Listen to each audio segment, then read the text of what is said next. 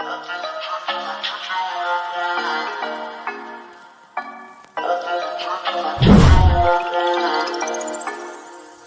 the morning, you got me up all cause you need to talk. To 4 in the evening, wanna break up, say that you've had enough. I'm tired of talking, again and again, argue about everything. You are my darling, this kiss and makeup, I know you wanna touch. You call me every night, call me every day, I just wanna get you alone now. Trust me when I say, we gon' be okay, we just gotta boom bada boom ba. I don't wanna fight, you know that I'm right. Baby, let me talk to your body. We gon' be okay, hear me when I say.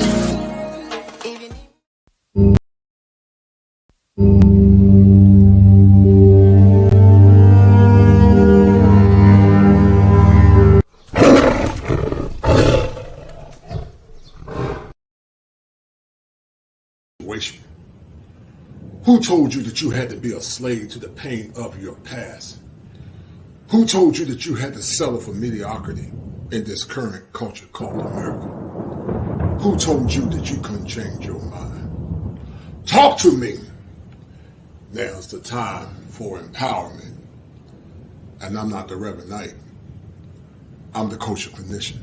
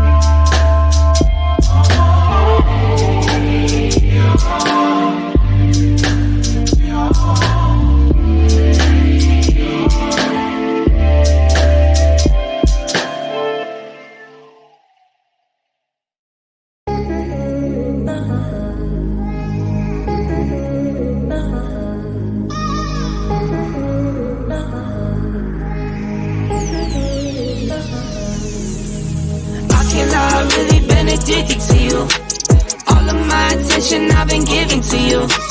Caught up in my feelings, I got feelings for you. Caught up in my feelings, I got feelings for you. On my mind, I can't lie. On my mind, I can't lie. Pull you down till you dry. Pull you down till you dry. All the time, ease my mind. All the time, ease my mind. I know that you're dangerous, I'm addicted to you. I might rent the Lambo and go drive it like it's stolen. I've been living wild, I'm just going through the motions. Stumbling out the Uber, grab my hand, gave me the notion. Swimming in your water, but it feels just like the ocean. I can't lie, I've really been addicted to you. All of my attention I've been giving to you.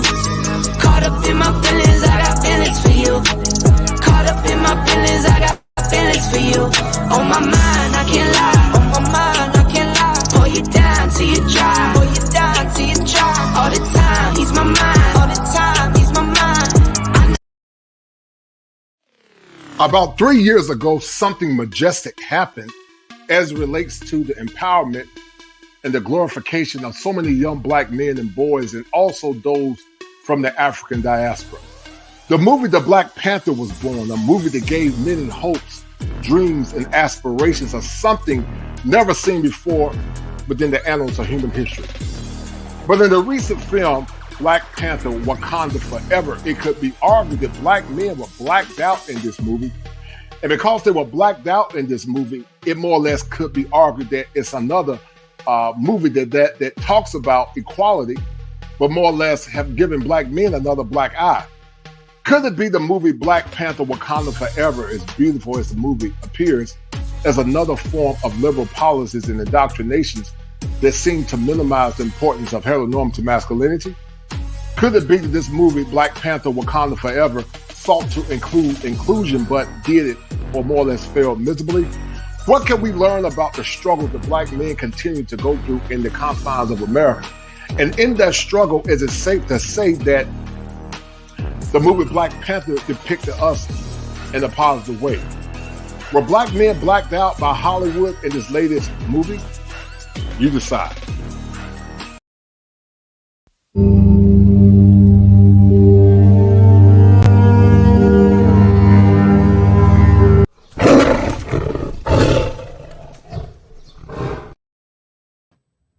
All right, guys, we're going to get into it on tonight. We're going to get into it, and we're going to talk about the Hollywood blackout black men in this latest movie of The Black Panther. And we're going to have a live discussion where we're going to have a panel of men coming up.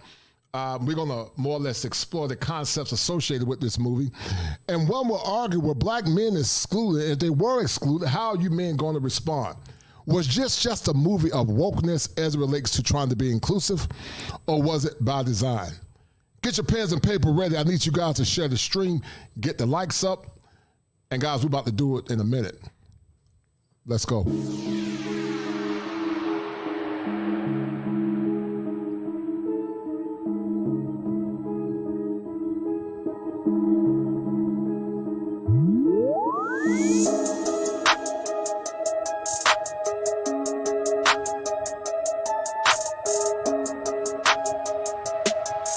Well, black men X'd out or blacked out in this latest movie called Black Panther. Do you feel like it was a very nefarious plot by Hollywood? Where do we go from here? Have you been blacked out? Is this just the latest iteration of you being blacked out from a conscious perspective? Let's do it.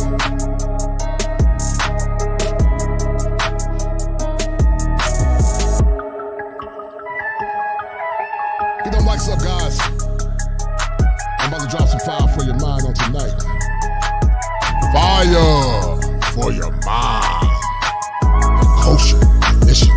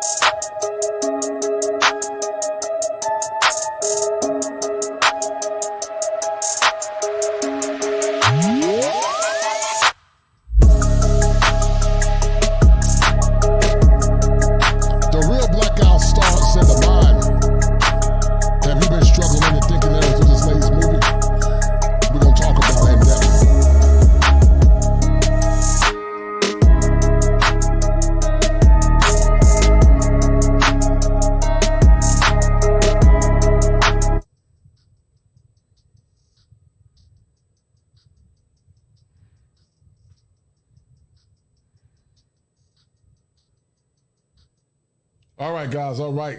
We're about to start this movie. I'll start this this program on tonight. So the question remains, guys, on today, was this movie just another way to black out black men and to minimize the importance of heteronormative masculinity? Was it by design to make black men feel less than? Was it by design or another iteration of wokeness? Have you men been, how can I say it, impacted mentally in the past being blacked out? Have you ever been blacked out on your job? Have you been blacked out with the political process? Here recently, many liberal politicians more or less reduced or more or less minimized the importance of black men in this last election. And it appears that once again, that what appeared to be a victory as Stacey Abrams did not win the gubernatorial office of governor, it appears to be on the flip side that Disney is saying, that black men or Black Panther couldn't be recasted. How do you guys feel about that? And I'm going to read through some of the comments. But in the meantime, guys, get the likes up, donate to the channel. This has been a cooker that I've been planning for a while, and I wanted to make sure I give you guys a good show tonight. So if you like what I'm doing, get these likes up, share the stream, and hit all notifications, because have you been blacked out? And if you have been blacked out, how has it impacted you? I grew up in a time, guys, where we didn't have many black superheroes. I didn't know what it looked like to have a black superhero in my presence. And when Black Panther came out last year, it was something very profound. It was something, not last year, but about 3 years ago, it was something profound, something that gave a lot of kids across the world a lot of hope. Just like when Obama got into office, even though many would say he did nothing for black men, it gave us a lot of hope. But for every step we take forward, it appears that we take a couple of steps backwards, and they use our women, some would say, as agents of white supremacy to continue to divide, suppress, and to reduce the functioning of a lot of our men. And so this is going to be a good show on tonight. I got a special guest if he decides to come up, and he's going to help us break this show down on tonight. So get ready, guys. It's going to be a good one. And have you been blacked out in life? And if you guys are offended by this movie, Black Panther, we're going to talk about it at some point, maybe do a live panel, as we have called it. So I'm going to talk about it because this movie has brought a lot of consternation. It's brought a lot of consternation for a lot of our boys.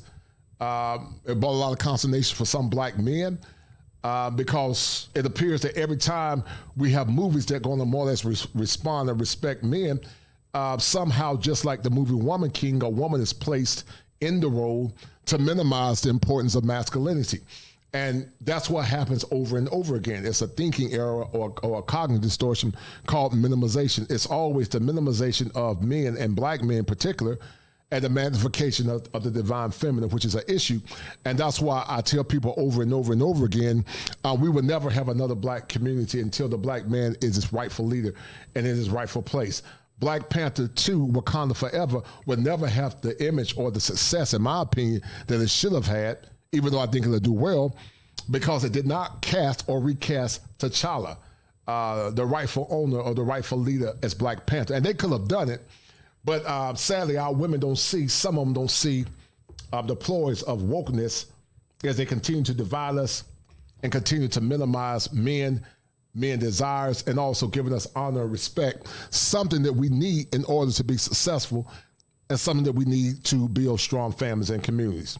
So we're going to talk about it, guys, on tonight. Get these likes up, hold tight, and I'm going to read through some of these comments real quick. Hold on, give me 1 minute. My man Pooh Man said he's not going to watch the movie. Barrowhammer TV said, good morning, Coach, no doubt. What's up, brother? For the big screen, not media man, but like black open-minded skeptic said, for the big screen, not media man, but like Blade and above, right? Shout out to my man Cody Marshall. Cody Marshall said for the 5, he said Stacey Abrams tried to guilt us during the election and she blamed us for not voting. Yeah, I got something for that as well. Don't blame the competition. She needs to blame her product. Yes, sir. You're right, Cody Marshall. I appreciate it, brother. And Cody Marshall, because of your meritorious offering, Cody Marshall, you, as we speak, Cody, are the #1 sponsor of this stream, Cody. Thank you, sir.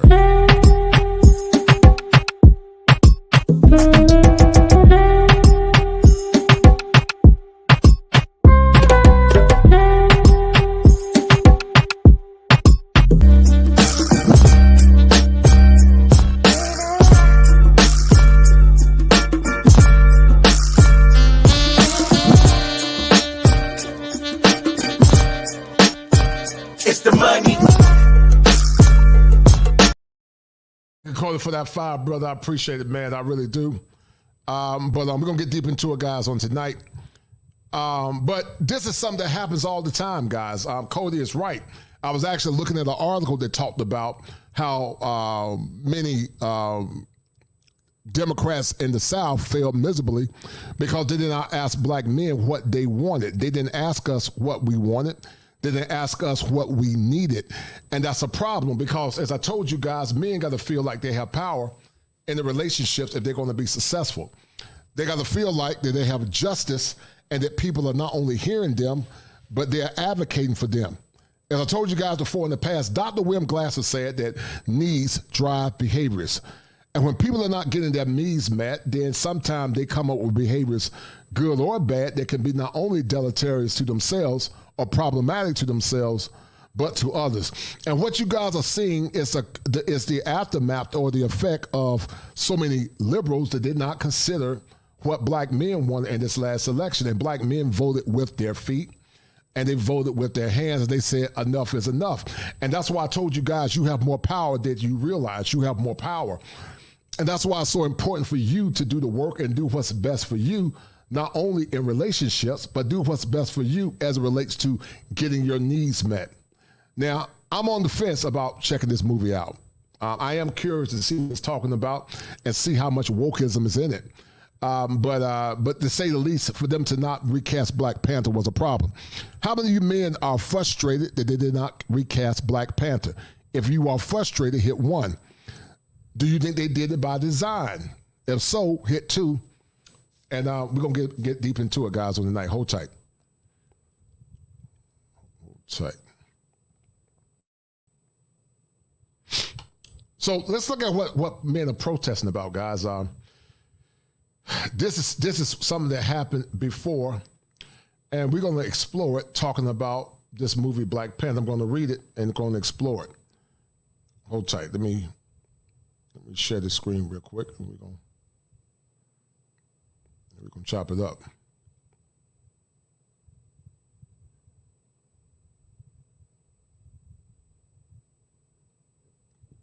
All right, so this is the article, guys, where it says that black men are protesting Black Panther to agents of patriarchal white supremacy. This is what some are saying. They are protesting this movie.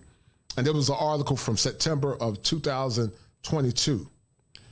Black men hating on Black Panther 2 equals agents of patriarchal white supremacy. And obviously this is written by a woman by Talin Kill, she, her, exclusive America hates us content. I don't know what this is about. But this sounds like another liberal point where this liberal woman is talking about black men issues. So let's look at what this woman is saying. She said, I recently heard black men were planning to boycott Black Panther 2 if Shuri dons the Black Panther mantle. They even stated starting a hashtag movement recast of T'Challa. I wish I was surprised or disappointed, but I'm not. People don't see black McGee's as peers. Instead, we'll reduce as tools they discard on the path to greatness. This is social cannibalism. Western culture bases progression on humanizing the few at the detriment of many. In this case, black men are once again attempting to overpower and undermine black women. And see, this woman is definitely complicit in wokeness because she does not understand traditionalism and how traditionalism works. She believes in what's called egalitarianism. And that's why those that want to have a better community, it will never work because the underpinnings to their ideologies or their ideologies is more or less predicated in wokeism and liberal policies. If you are a traditional man, you believe in traditional order. But sadly, they want you to come back to the table only when it benefits them. They want you to serve them when it benefits them. But see, nobody says anything else. You know, black men are just supposed to fall in line and do what women tell them to do. This woman said, I wish I was were surprised or not disappointed, but I'm not. People don't see black gays as peers. Instead, we're reduced as tools to discard on the path to greatness. Oh, yeah, I read that. Okay, all right. Be the oppressed race, gender ability, people will reinforce their societal advantage at the expense of the most marginalized. Cisgender women oppress trans women. And guys, this is the foolishness that we continue to hear over and over again. Something that's not consistent with what our ancestors taught, something that's not consistent with what the community needs. And that's why I told you guys in this last election, they didn't vote for traditionalism. They voted for wokeness. They voted for themselves because it means power. This ongoing culmination between black men and black women, guys, is based on power. Now listen, there are some sisters that listen to what I believe, what I'm talking about, and they believe in traditionalism. But sadly, many don't. They believe in wokeness. They believe in liberal indoctrination, something that's causing a lot of issues, sadly, in our community. And these are the struggles that we're having. Guys, get the likes up. I appreciate it. Get the likes up, please. If you would like, please donate to the channel. Cash out $7 Smalls. And we're going to have a good show tonight. Now, according to Dewan Hawes, he said 2. Jabari House said 1. And they're all saying the same thing. Charles Chandler said, I'm not frustrated about how Hollywood disrespect us black men who do not own, control, or regulate Hollywood movies. Hollywood is not ran by black men. Yes, sir, you're correct. And guys, if you got a special question you want me to ask, send me a cash app and I'll read it, or a super chat as we read through these comments. Hold tight. I try to read some for free, but so anyway, let's continue to listen. And so watching the black men undermine a movie about an imaginary land where black people were not only avoid colonialization but flourish, all because the mantle of Black Panther might be passed to a woman, is incredibly disheartening. They are willing to destroy the franchise lead, the Marvel Universe, with minimal representation of black women. They don't see Black McGee's success as a win for black people. They see it as a loss of submission. Rather, they support blackness as a collective. Black men see powerful black women as a threat. As they're not concerned, they should always be the forefront, and Black gay McGee should be in the back helping them be great. And this woman doesn't understand her role, because if she really understood her role, then she will understand that men are wired to have cheerleaders.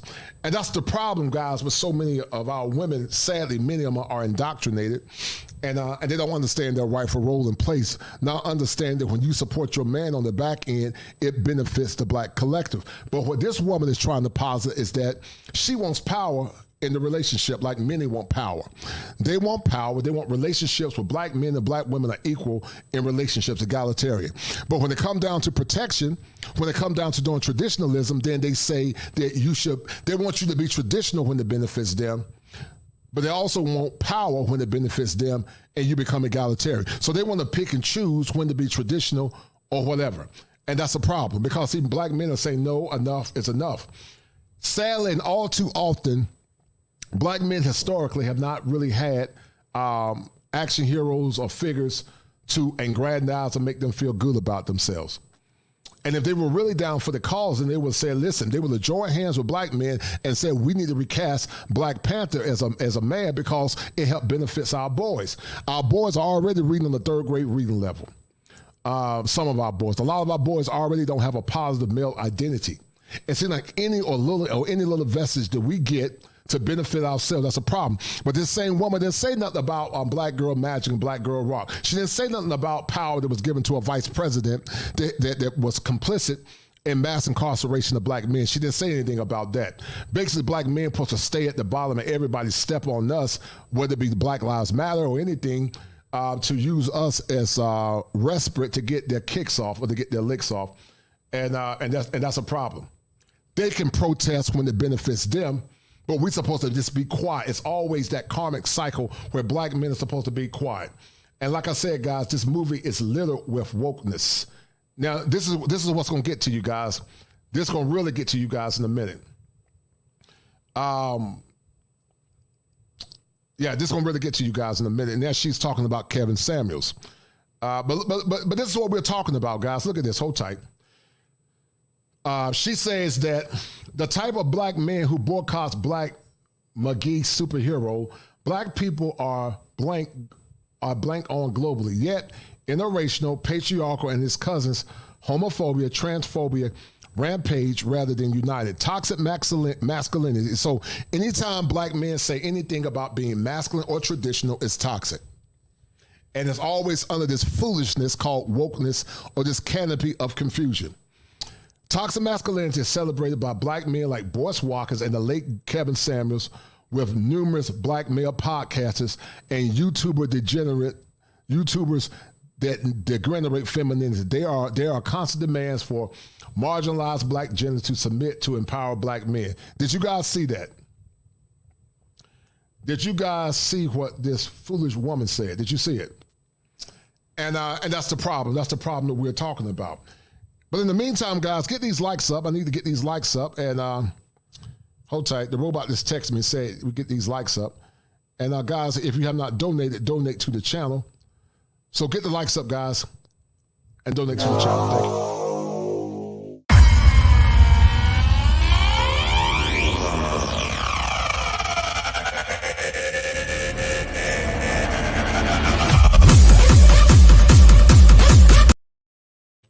All right, so you guys are already seeing it, that these kind of conversations with men and masculinity is often met on deaf ears. They don't like the fact that men are coming together, speaking on their own merits. They don't like the fact that men are living their lives on their own terms. They don't like the fact that men are trying to not only recast and rebrand their image, they don't like the fact that black men there are having a voice. But see, many come in these spaces where men congregate to either shame or defame or not understand what men's spaces are about. As a licensed therapist, we talk about something called a catharsis. We talk about what's called the universality of brotherhood, when men come together to share their stories and to share their pain. And that's what makes these conversations so important. Men get the opportunity to share their story and to share their pain and about the misgivings that they've been dealing with. But you cannot have a community, as I said again, guys, if it's under the veneer of wokeness. And a lot of this stuff, guys, is under wokeness, is under the canopy of wokeness. And because of that, guys, many men are frustrated. We're seeing men vote with their hands and their feet because a lot of men, guys, are tired of this.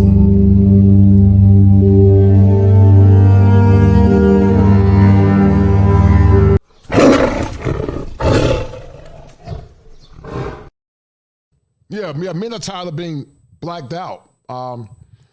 They're tired of being blacked out. They're tired of being blacked out. They're tired of not being valuated, or not valuated, but respect and honor as men. They're tired of being blacked out. And see, the women that have boys understand what I'm talking about. It would be incumbent of you to support programs that empower the psyche of boys. Boys become lost in the wilderness, in the wonderland, where they don't have images that more or less show them in a positive light. And that's why I decided to do this movie, because Black Panther plays a role on the psycho-development of black boys, but also it plays a role on helping black men feel good about themselves and other men of color.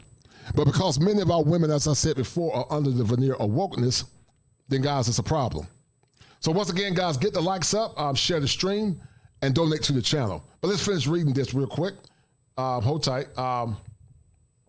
So this is what the woman said. Once again, black people are defecated on globally. She said that, She said that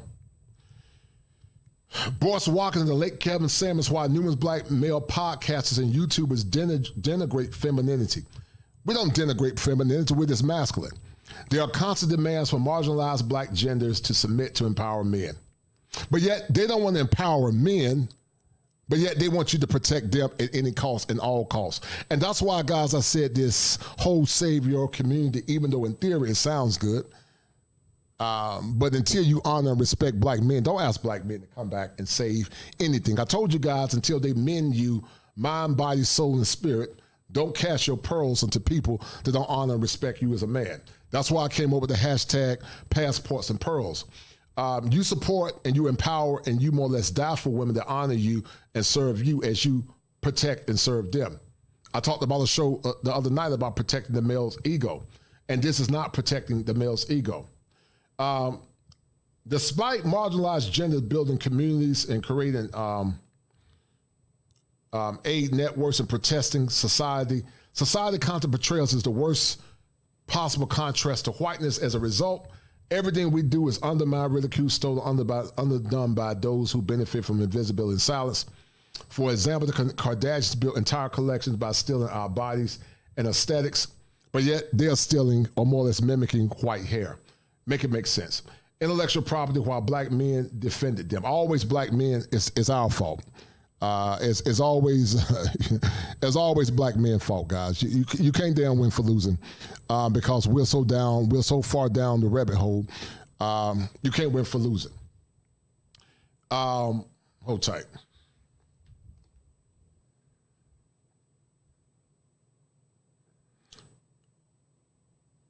She said that and blamed Ma'Khia Bryant for her murder when she was protecting herself from harm.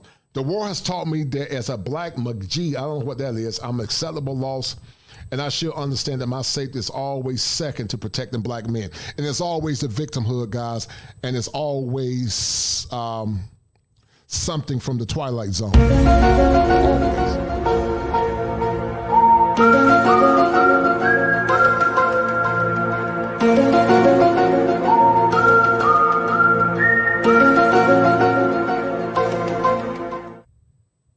Shout out to my man Dewan Hose for that 10. I appreciate it, brother. Thank you for your love and support. He said that for feminism has rotten our people to the core. I agree with you 1,000%, brother. And because of that kind of love, offering Dewan Hose, brother, you are the #1 sponsor, Dewan, of this stream for the 10. I appreciate it, brother. Oh, thank you, sir.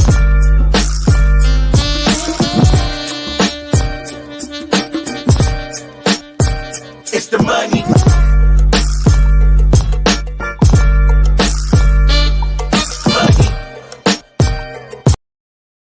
I appreciate it, brother Dewan. Thank you, sir. And you're 1,000% correct. I happen to agree with what you're saying. The world has taught me as a black McGee, I'm acceptably lost, and I should understand that my safety is always second to protecting black men. But yet she wants black men to protect her, but she's not protecting his ego. And that's why I said these conversations become very circular in nature, because many don't get the big picture. She said, do you think that you are better than me, as was the question I was frequently asked on dates. It was always over innocuous things like opening my door, offering to pay for a meal, or living independently, beating them at a video game, resulting in a lecture on how to be more feminine. My lack of deference was interpreted as refusal to act like I wanted to be a man. I was an adult scolded by black men who should have been my peers. But I didn't stay in some unspoken role that reinforced their perception of dominance in our interaction. These men would shame me for my indications of my autonomy. It would make me so angry. I needed the audacity to fight for the right to make decisions for myself in the presence of virtual strangers. Every day became a war zone where the right to be me was a reward. And so a woman like this needs a weak man. She needs a simp. She needs somebody that believes in egalitarian relationships, because obviously she's in her masculine and she doesn't understand it. And that's why, guys, I said, sad that many women in the West are just like this woman. They are complicit in their own ignorance, which will lead to them being single, because they refuse to understand how men think. They refuse to think logically instead of think by how they've been indoctrinated. She said that, you will not replace us is a common slogan for white supremacists. But see, this woman doesn't understand that she's aiding in the promulgation of what some would call white supremacy by default. She thinks that we're aiding in white supremacy, but she's aiding in it because she does not understand her role as a woman, and she does not understand her role as it relates to more or less being under a man's covering. If you are a modern woman, then get with modern men that are submissive to you and your program.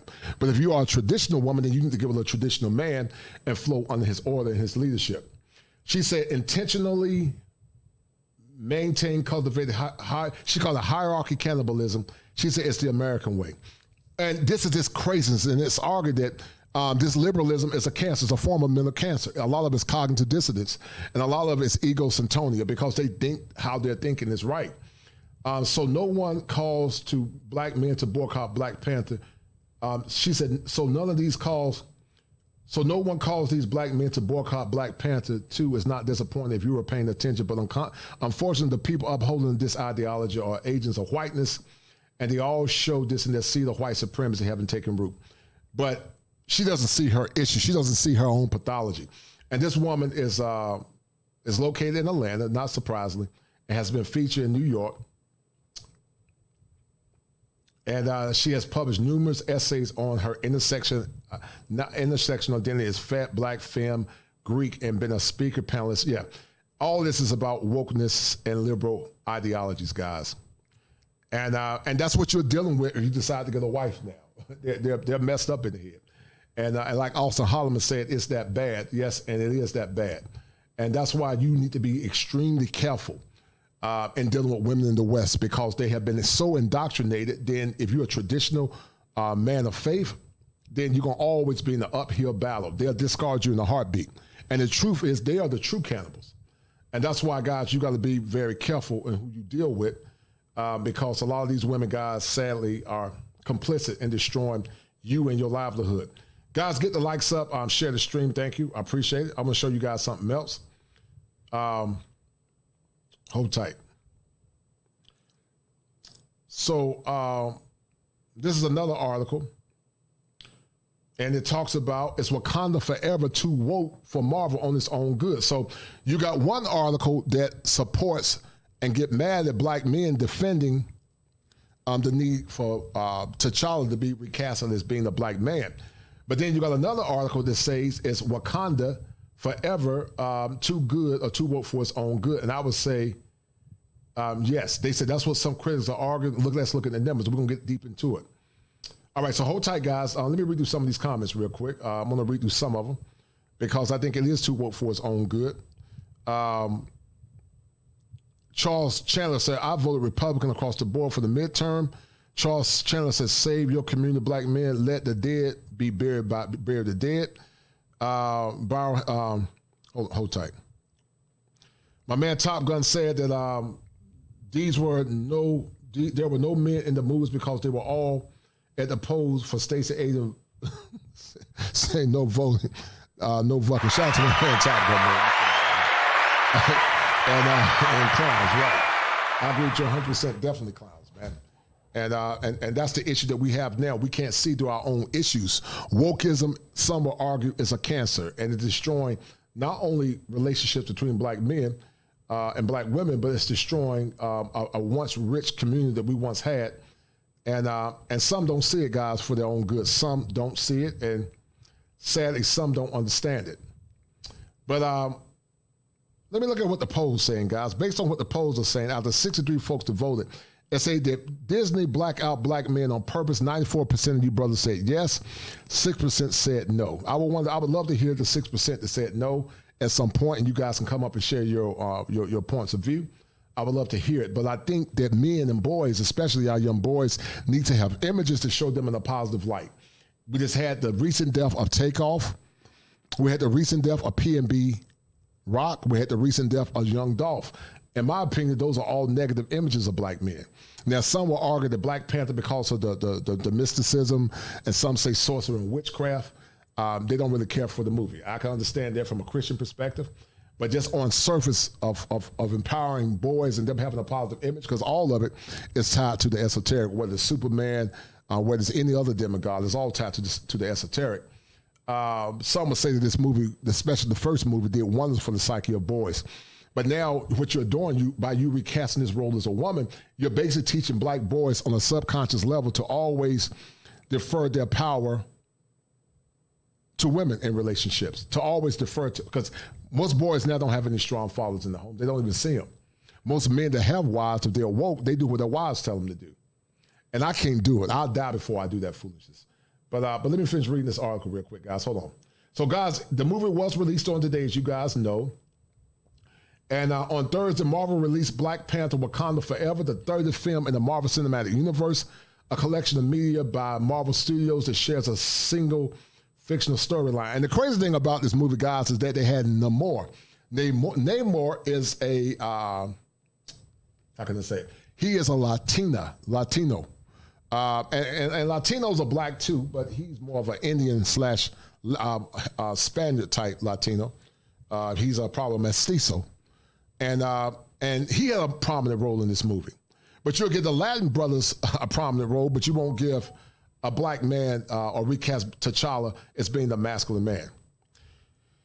So Wakanda Forever also will factor into speculation about whether MCU has entered an artistic commercial downturn, especially among critics who claim the franchise has become too diverse or woke for its own good right.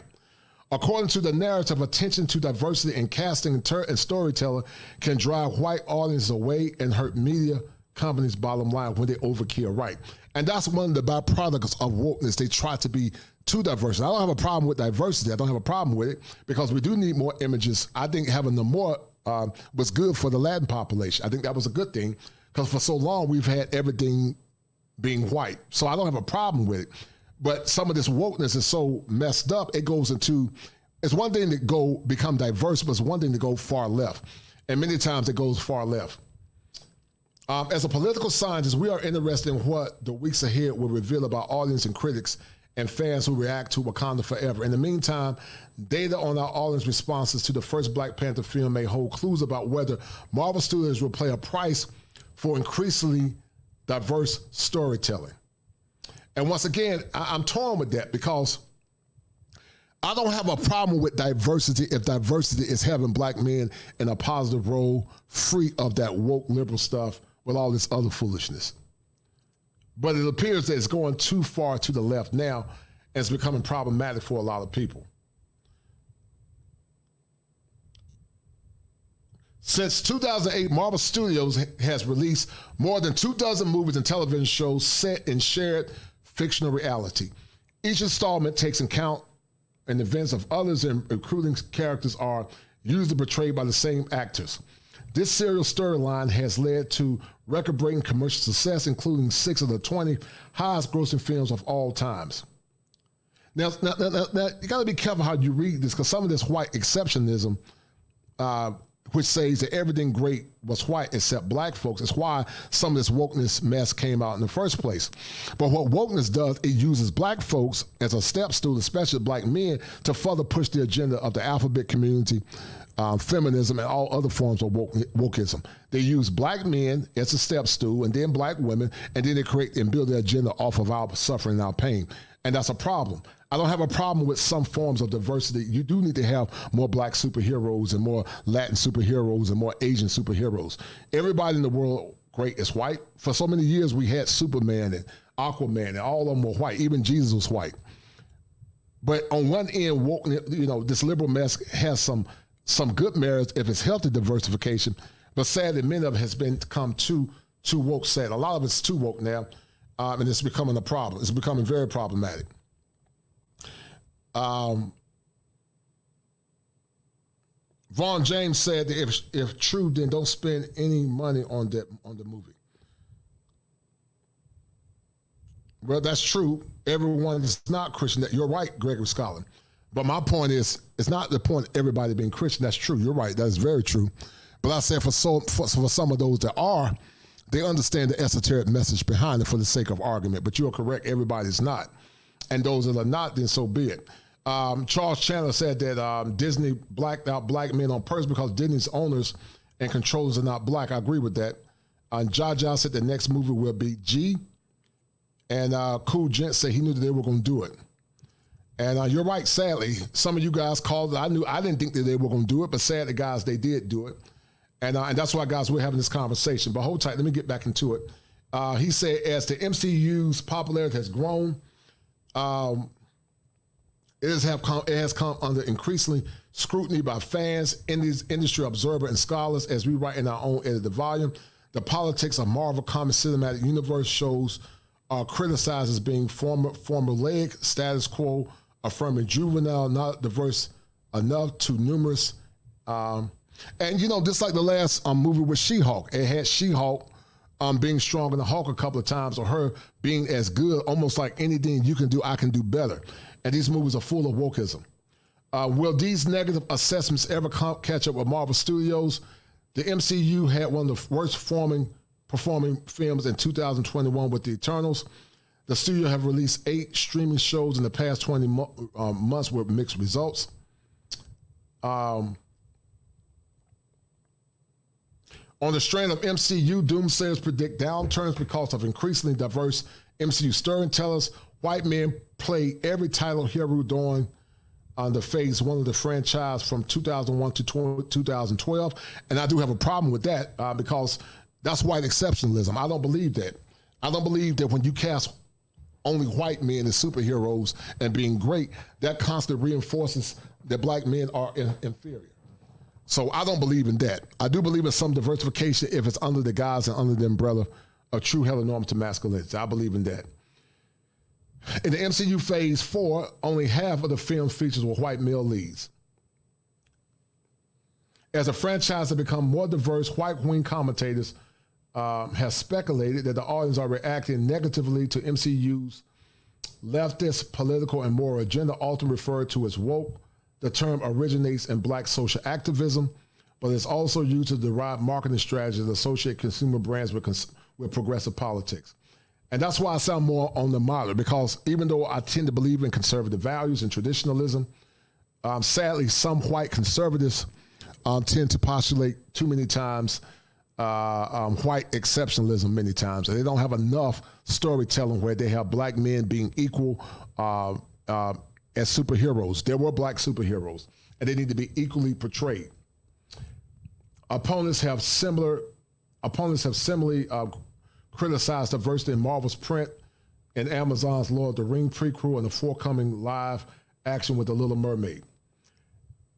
And that's why see, this country is so messed up that for so long, white men has been seen as being great. Women attacked them, and then black women joined on ship and said that black men oppressed them when we didn't have no power. Really, feminism was the issue the white women had with their men for their so-called oppression, but black men and black women were mutes of the same cause. But when white America get the cold, black men get the flu. And that's what we got. We got the flu, and some got mad because of over-diversification. I don't have a problem with it. I think the reason why we have so many issues in our society because there have been limited diversification. You cannot preach white exceptionalism and minimize the importance of other ethnic groups in this country. That's part of white supremacy, where you try to paint everybody as being great except others. I believe in true diversity if it's balanced and true, and many times can be fortified in historical truth. But many times white scholars have tried to tell our story, and somehow it gets mixed in with this woke mess that messes everything up. So the question says, did Black Panther drive away white views? Well, I don't know, but we're going to get into it. But let me read you some of these comments again. Shout out to my man, hold tight. Shout out to my man, Gregory Scotland, for the 15. I appreciate it, Gregory. He said, if a lot of black women care about black men, why don't we hear more critiquing these types of desecration of us in films? No doubt, brother. I appreciate it. And that's a deal. That's a deal, right? That's a deal, right? That's a bet, right? That's a deal, right? That's a deal, right? And Gregory Scotland, because of your kind love offering, you are the #1 sponsor of this stream. Thank you.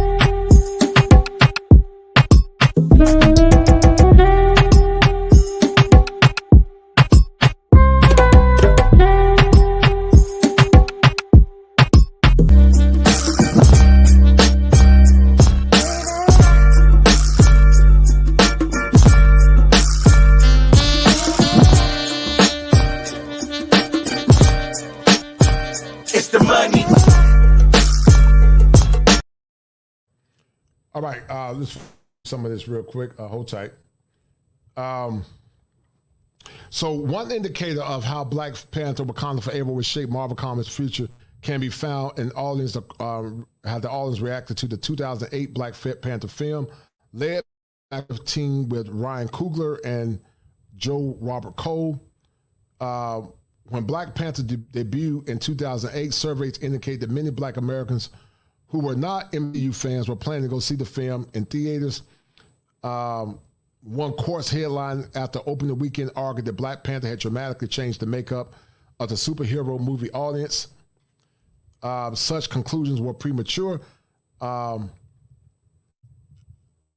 Bethany Lacina has shown the MCU has long been more popular among Americans of color than white people. Interesting. Although MCU films are more popular than similar blockbusters, every racial demographic group, before 2018, for instance, an average of 18% of black consumers reported watching MCU films compared to 14% of white consumers. And perhaps that could be because black folks have never seen themselves in a positive light. We're always looking for validation in movies, which in essence is a form of being blacked out. When you black out the image of a person, it causes them to seek validation time in a positive way and many times in a negative way. Black viewers were even larger than usual share of the theatrical audience of Black Panther, but Black Panther was popular with white viewers too, also a racial demographic. Non-Hispanic whites made up 50% of the total theoretical audience of Black Panther, a proportion comparable to audience from the past MCU films. Far from being racially diverse, this film earned more revenue from white Americans than any other prior MCU except the Avengers. But the question remains, was it progressive? All this cycling since the Black Panther broke some MCU racial barriers. It was the first MCU Marvel Comic Universe film headed by protagonists, filmed by a black director or penned by a black writing team. Black Panther was also the first MCU film to share or explore structural inequality in history and racism. T'Challa, the titular Black Panther, came from Wakanda, a fictional African country that succeeded in amassing tremendous wealth and astonished by concealing itself from the outside world. This film's antagonist, Killmonger, sought to use Wakandan resources in a worldwide revolution of the oppressed. As a political scientist, Alison Rank and Heather Poole noted in our book, we were the first to meet Killmonger, and he provides a plausible, justified argument for a black revolution. All right. And you know, Killmonger was really the true Black Panther because he was more against the status quo. Hold tight.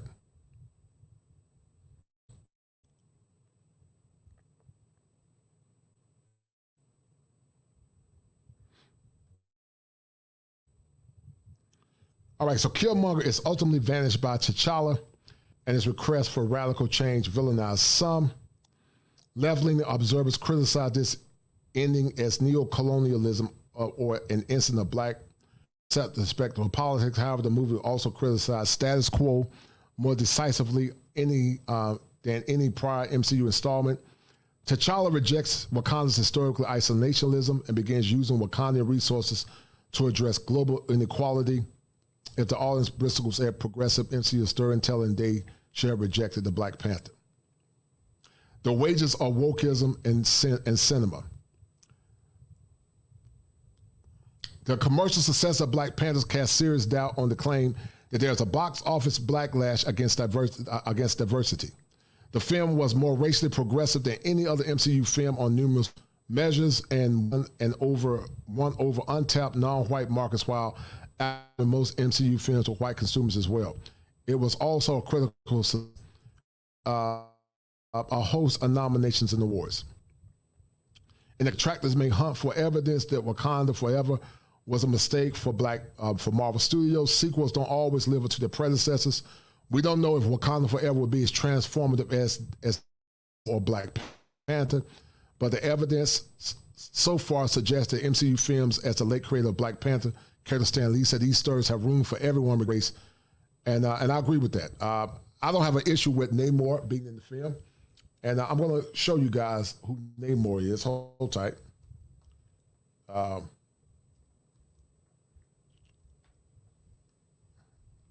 me see.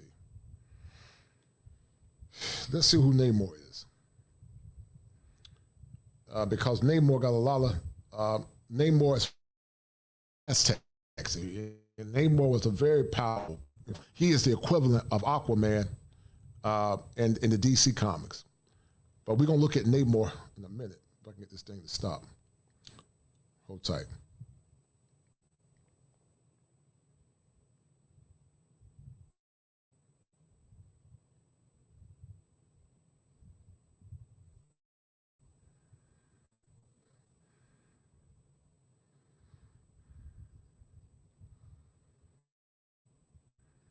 So Namor was cast as a Latin guy. He was cast as someone from Hispanic descent. He was a white Latin, in my opinion.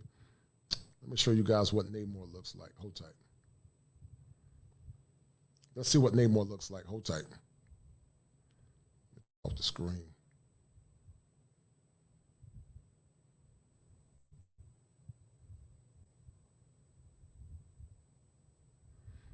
Right, he was the original Aquaman, right.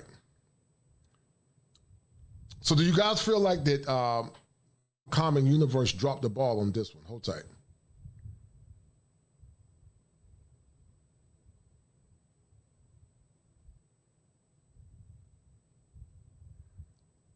All right.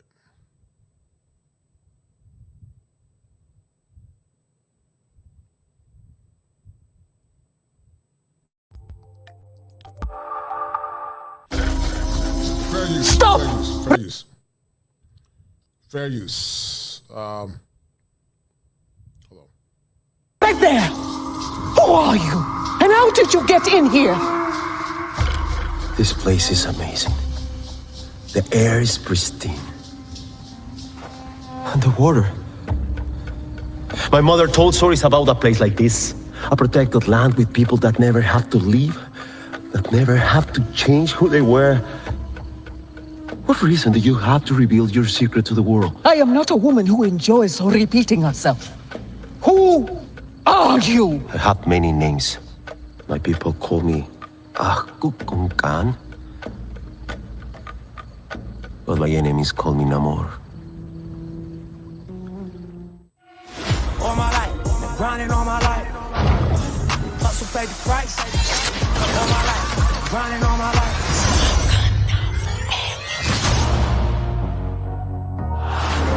They came from the water. They had superhuman strength. He's coming for the surface world.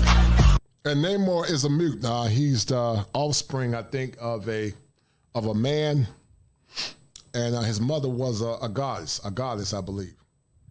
But that's the irony. You show a movie, and I think it's actually good to give Hispanic people culture as well, because Hispanics are also black. People always think Hispanics are just white Spaniards or Mexican, or not Mexican, but Indians. But Hispaniola, or the Hispanic culture, is a combination of many racial black backgrounds. It's African, it's Spaniard, and it's also Native Indian. And so in Mexico, you had the Aztecs, the Mayas, and the Incans, and I think Namor is a descendant of the Aztecs. That can't be good. All my life, grinding all my life. Sacrifice, hustle paid the price. One slice, roll the dice. All my life, grinding all my life. Now is our time to strike.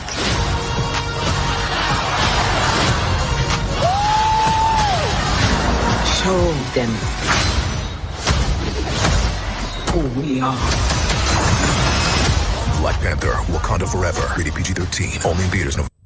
All right, so you guys saw a taste of who Namor is. Let me see. Let's look at this real quick.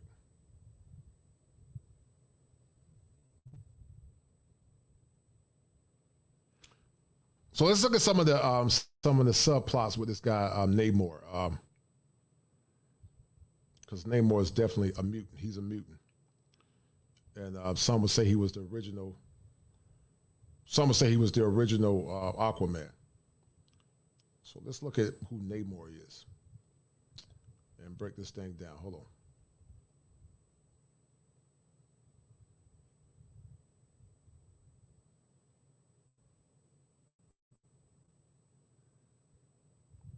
All right.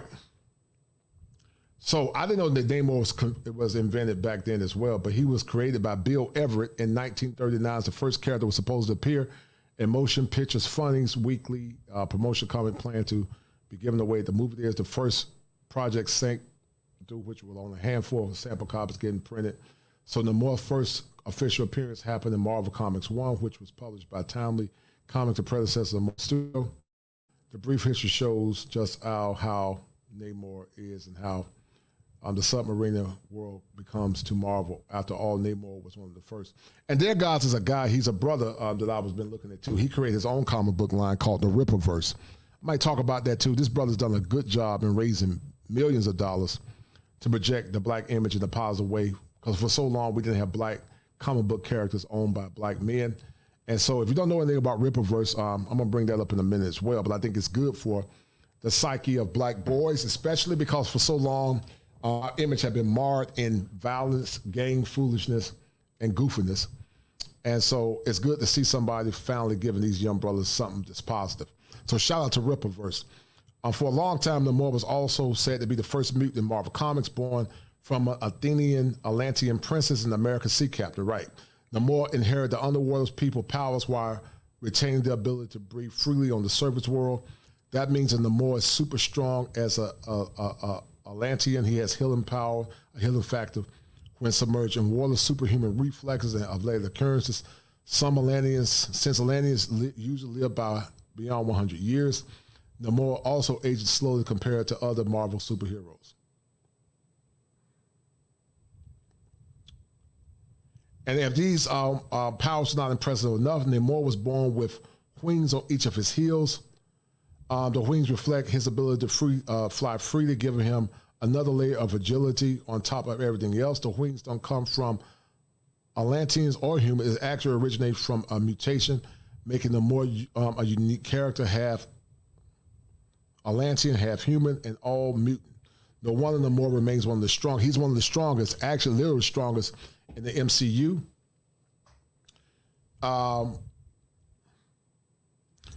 And guys, if y'all are writing, I can't see it because I'm on another screen. I gotta hook this thing up. I gotta figure something out. But since Marvel didn't have the rights to Namor for a long time, they couldn't introduce the title in MCU. So issues with bringing Namor to the theaters is that the half Atlantean looked like DC's Aquaman. Even though Aquaman only showed up for the first time in 1941, making him a copy of Namor, DC's Atlantean is more recognizable hero, which led Marvel to opt out from a brand new origins. Fortunately, the changes fit like a glove in wine Coogler's Wakanda Forever, as Namor's relationship with Wakanda is reinforced by their shared history. That's because instead of Atlantis, Namor comes from the Mesoamerican kingdom of Talokan. So you see a combination how Wakanda is similar to the Mesoamerican kingdom of Talokan. And he's an Aztec, by the way. So I'm not going to redo all of this, man. I'm not reading through all this mess. I think you guys get the drift. Let me read. Actually, I'll read this part right here. One of the people who ingested the herb for the first time. So he has some of the same powers similar to T'Challa. One of the people who ingested the herb for the first time was Namor's mother, who, when she consumed the body-changing plant, affecting Namor's physiology in the womb. As a result, Namor went even before he was born. And when he finally came to life inside the ocean, people recognized he had wings on his feet, an ability to fly, and lungs that could breathe air and extend longevity. In the MCU, Namor has lived for 100 years, with special powers leading him to be considered a god and Talokan. No wonder Namor was originally named Kukulkan, the plum serpent god. And you see that a lot. You see that a lot, guys, in Mexico, in the Mexican culture. Namor is a god. He's a mutant. He is a mutant, and he's a mutant that's very powerful. But imagine, guys, if they had the movie where Black Panther was alive, instead of having cast it, because they could have casted the movie with Shuri and T'Challa. I wouldn't have a problem with that. You know, you don't allow T'Challa to be born again, which in my opinion might hurt the movie. Hold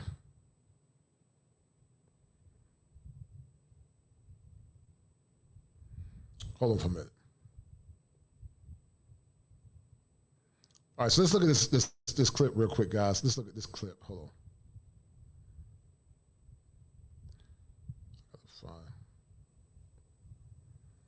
Gotta find this next clip. Hold tight, guys.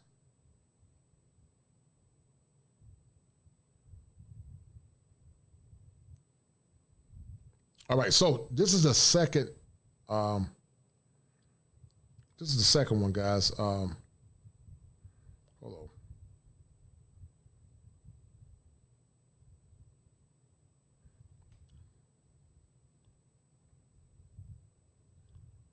Let me share. Hold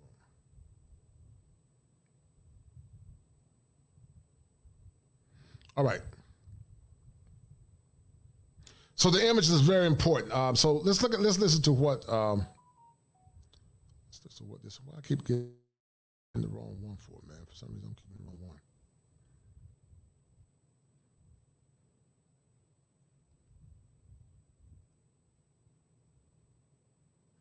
All right, I keep getting the wrong one. But anyway, so Judge Joe Brown actually talked about this movie. He felt like it was a plot by Hollywood. And guys, like I said, hit the like button and share this stream. Please give me 5, guys. I don't need but 5 folks to share this stream. Young black boys are going to suffer because potentially they didn't get a chance to see themselves recasting a positive image. So to the brothers that have donated, I appreciate you guys. Some of the same brothers always donate, Top Guns, Gregory, all the same brothers, always over and over.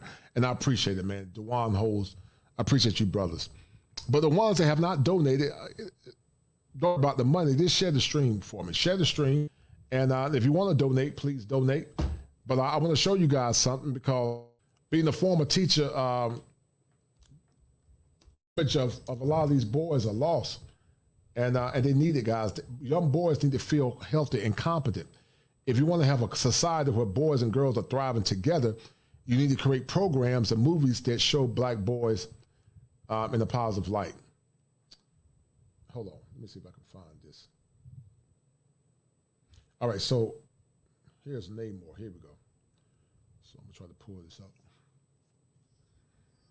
Hold on.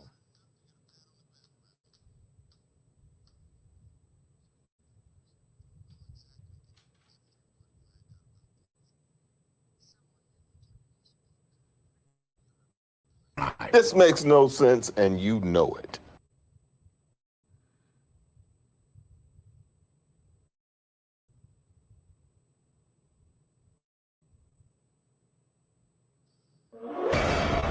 He's coming. Because this is cool. Fair use. Fair use. Without the Black Panther, Wakanda will fall. With the release of Black Panther Wakanda Forever, audiences are introduced to Namor the Submariner, who is an important figure in Marvel Comics history, and one that appears to have a key role in the MCU going forward. Can't be good. That ties to the X-Men. And in the Hispanic, in the Asian community, there was a guy called who was the Kung Fu guy? He was the master of Kung Fu, the name of that guy. He had the ring and the chains. He had like the 7 rings. I can't think of his name. But he was like, it's good to have casts of like Asians, for Asian of whole, for black kids, for Hispanics or Mexicans or whoever. I think it's good to have all, that's healthy diversification. It's just talking about empowerment for ethnic groups. I don't have a problem, especially for black boys and black men. I think we need to have more ethnic diversification, as long as if it doesn't go too left or go too woke. And many times they mix that in with wokeness, which more or less messes it up. So we're going to break down what we learned about mutants and the that can help introduce the X-Men to the MCU, and what Namor's role will be in the MCU going forward.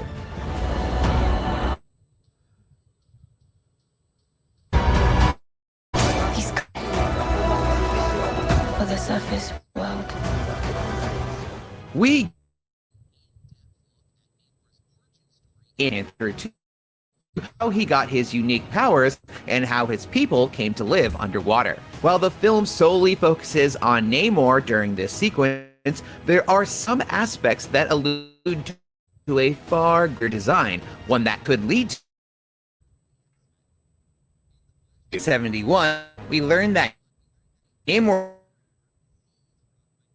and so Namor's people prayed to their Mayan god for aid, and the god instructed them to fetch a glowing flower growing under the sea. The flower is seen sprouting out of the vibranium meteor an aquatic version of the heart-shaped herb, the mystical plant that gives the Black Panther their powers. Namor's mother was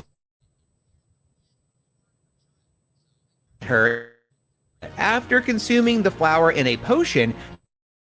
Namor's people fell into a deep sleep and awoke with new aquatic physiology. They took to the ocean and founded the underwater kingdom of Talokan. Seemingly due to Namor's mother taking the potion while pregnant, he was born a mutant, unlike any other. His most distinct features were his pointed ears and the wings on his ankles, not to mention his ability to breathe. Broken people can be great leaders.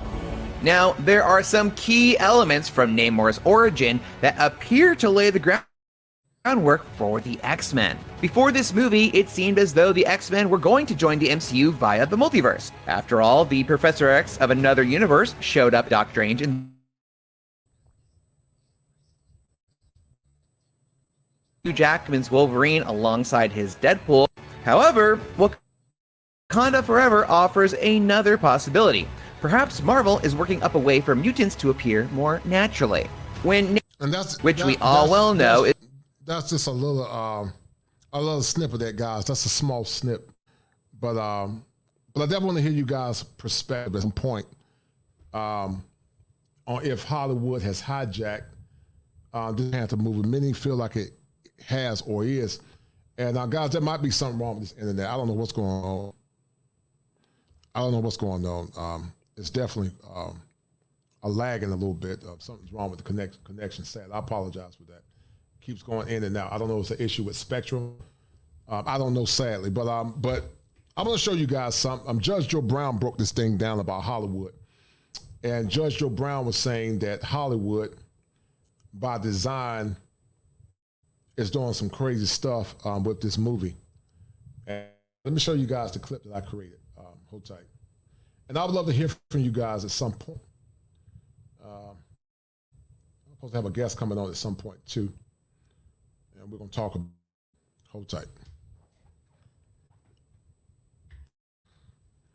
I don't know what's going on. Of a lifetime for people that have businesses and brands out there. Email us right now at advertise.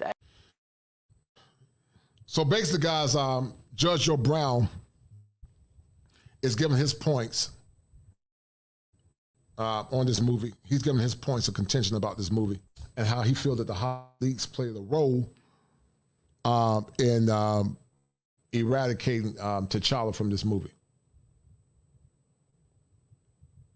At hiphopun.com, and you will get an opportunity to put your brand right in front of each video that we do. And let me tell you, the prices are crazy affordable. You definitely can afford it. Email bar area.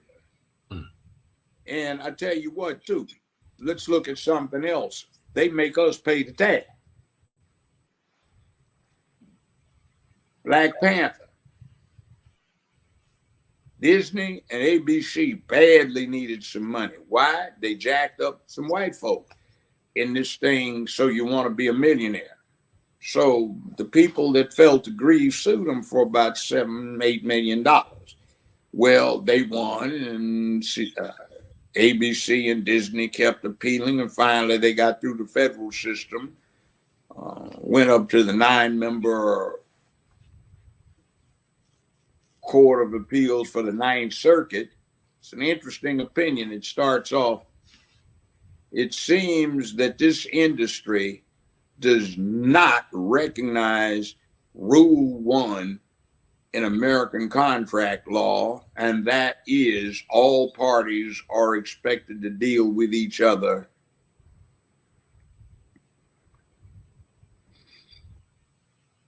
well, taking the language just straight up and be honest, in good faith. Okay. Yeah. So they said, we'll fix that. So they raised the judgment from the requested $7-8 million to $580 million. Sheesh. That was in 2011. And the United States Supreme Court refused to hear it, so it was affirmed. So there's no appeal.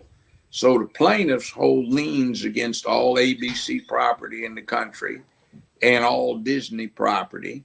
And most of the rides at Disney World down in Florida, and a lot of them at Disneyland, had everything that came out of it other than operational expenses going through to the plaintiffs, so they couldn't pay the interest, and the judgment had risen over $1 billion some. So Hollywood has very little cash. They do a lot of reciprocity and exchanges and all of this other stuff. So they came up with the Black Panther movie. And my sources tell me they were discussing it in the hallways about predictably how they could get black folk to pay a lot of money. Now, what did they do? They got a formula. I used to hear them discuss it when my show was with Paramount. Now, the formula is interesting, but let's take that movie. The worst thing in the movie was that last battle between the men and the women of the tribe trying to kill each other. The women committed treason by propping up the old Panther that Killmonger had defeated. Killmonger didn't have any super drug in him to give him super strength. He beat fair and square the Panther's ass, fair and square, threw him off in the water. The guy survived. Well, the babes committed treason against the rules of the culture, and they go to help him. Now, who did they go to enlist in their effort to overthrow the now rightful King Killmonger? They go and get some black folk who live where it snows all the time in caves, cavemen, and so what do you guys think about what Judge Joe Brown is saying? Do you feel like that Judge Joe Brown has merit to what he's saying? Do you guys agree with Judge Joe Brown? What do you guys think? Hold tight. And this is supposed to be in Africa, where Mount Kilimanjaro on the other side of the continent from. Yeah. You see, and then they don't have any black men that can fly that virtual fighter plane. They got to get a white CIA guy to do it. And you don't see any black men doing a damn thing except in the background as spectators are pushing a cart. They got that guy with the big lip disc in who's some kind of preacher stand-in. Yeah, they got that, but the mama runs things, the aunt runs. And guys, I needed to ask you guys a question. Are you guys getting all notifications? I don't know if you guys are getting all notifications. If you're getting all notifications, please hit one for me. And thank you to all the people that donated tonight. Gregory Scotland, you are the #1 sponsor. Thank you, brother. But the guys, if you're getting all notifications, please let me know by hitting one. Thank you again. Things. His bodyguards are actually his keepers who tell him and nag him about what to do and not to do. And he runs around in some tights playing vigilante. Now, Killmonger, meanwhile, his daddy was the brother of the past king. And what was he doing? They listed him as being in some projects, public housing on the West Coast. And he's trying to teach these boys how to be men. So he gets killed because he wants to take the technology that Wakanda has, whatever the hell the name is, and use it to subdue Africa and take over the whole world and impose peace. So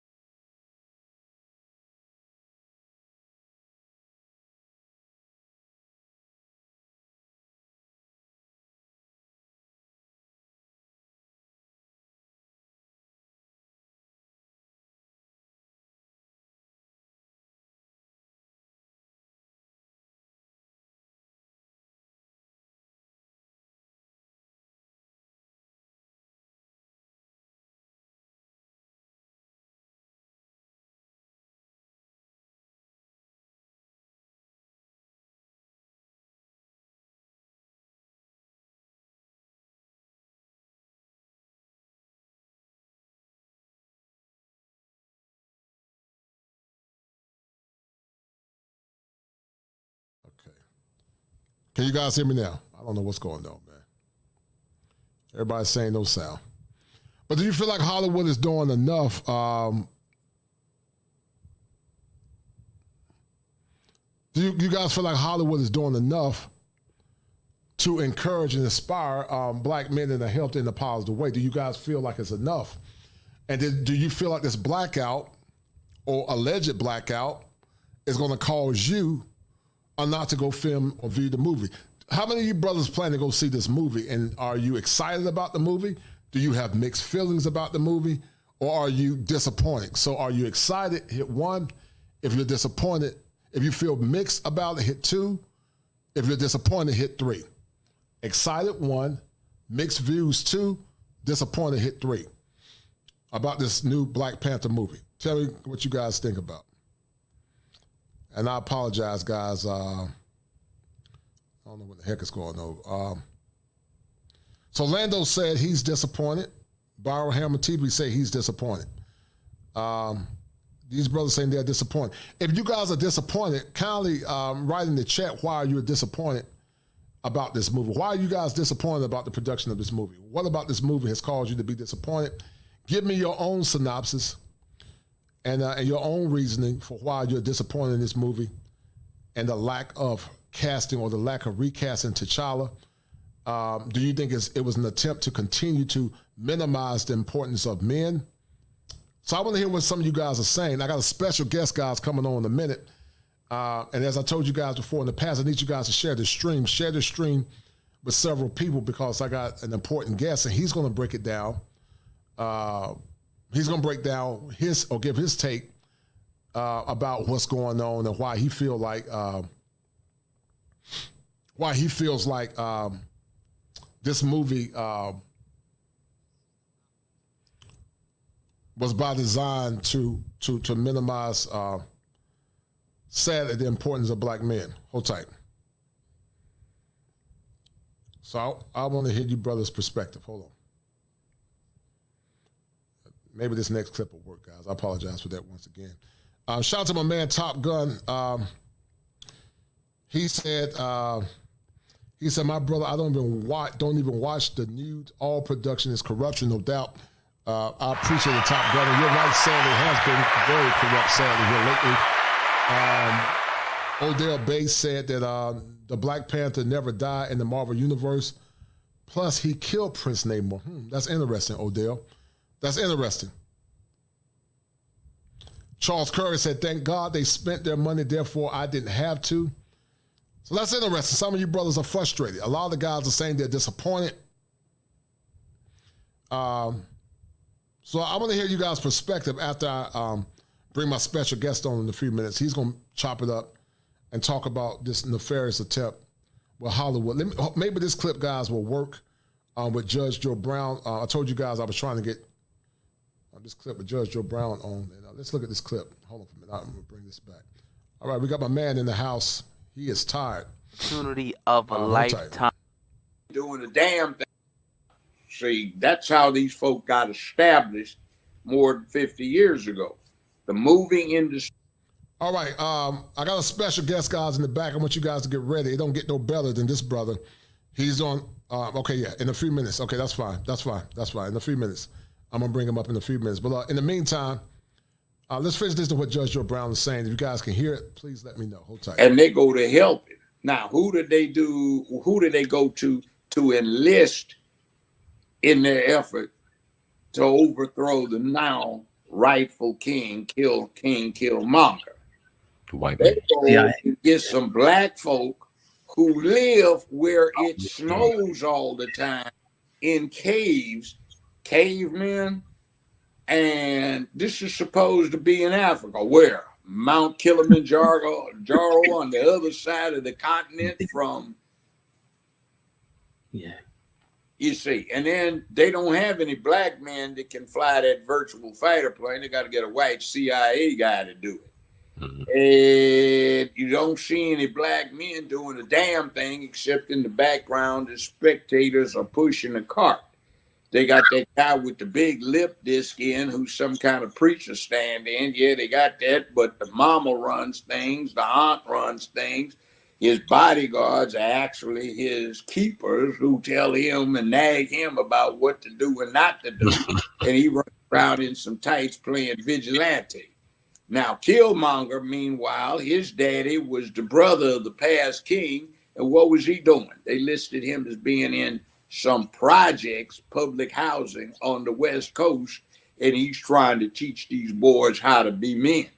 So he gets killed because he wants to take the technology that Wakanda has, Wakanda has, whatever the hell the name is, and use it to subdue Africa and take over the whole world and impose peace. So he goes through MIT. He graduates at 19. He's a rocket scientist. He becomes a SEAL. He's so badass they give him a nickname Killmonger. He plans, plots, and gets his head together for revolution. He's supposed to be the bad guy, and they have him talking what Frederick Douglass said, Marcus Garvey said, Du Bois said, Malcolm X said, a little of what Martin. Do you guys feel that Killmonger was too radical? Do you feel he was too radical? Or do you feel like he was just spot on? Tell me what you guys think. My special guest will be on in a few minutes. Whenever he's ready, give me the thumb up. All right, guys, he's ready. So you guys know who he is, man. Like y'all say, like the young folks say, y'all already know. And of course, he was in Hollywood. He's gonna give his take on this, guys. And I'm a little disappointed in this stream, guys. I put a lot of work in this production, man. It burns me up to put this kind of work in production. These numbers should be a lot higher. I'm gonna start having to reconsider how I use my time in doing these shows because it's very time consuming. And I wish the numbers were higher, but I'm not gonna worry about it as much. But you guys know who he is, and he's all part of the SYSBM movement in part, not in whole, but y'all know what time it is. Hold tight. I'm tired of America. I'm tired of America. So I'm hitting Richie on the net. I got the tickets, that's a bet. We need the link, my brother set it up. Damn, I didn't had enough. Ooh, I won't lie. Can I get a little shake with them fries? My skin tone is matching your eyes. Black men, you know we like them thighs. And baby, she can do it all. Your land is my land. Cut through. So the man of the hour, man, Richard Mack in the house. Yo, man, I feel bad, man, Bob. You sleeping, man. But you know what, man? You always down for the calls, man. And I apologize for waking you up, but I had to get your input on this. In this movie, Black Panther, it appears that T'Challa was not recast. And I want you to talk about, Richie, some of the things you went through in Hollywood. And you share what you feel comfortable sharing. But do you feel like sometimes they black out black actors intentionally? And how do you feel about them not recasting T'Challa in this movie? How do you feel about the whole scenario? Well, to be honest, man, it's like, I haven't seen the movie, so I can't really speak on what I haven't seen. But being this is the industry I grew up in, man, it was almost like a joke. Like it was just a running joke. Like the black person is the first person to die in every movie. You know what I mean? We did a movie called Hollywood Shuffle that made fun of all of these things. Playing a butler, or a slave, or whatever it was. It's just always been that way. It was almost a given. Like Hattie McDaniel, she won the Academy Award for playing I don't know if that's a Sambo. I don't know what you call it, but you know, I don't think it was until like Denzel won the award like 70 years later that, you know, things had changed a little bit. So I'm not really surprised about it, man. I just know that's what it is. But that's another reason why we have to take on our own instead of waiting on other people, depending on the people to show us how we want to be shown in film, television, and any other type of influential media.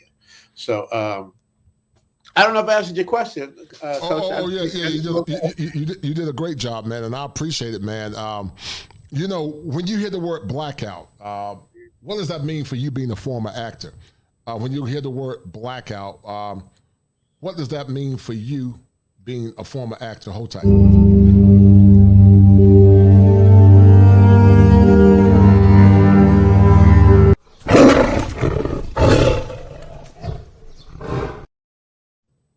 When you hear the word blackout, what does that mean to you, Richard?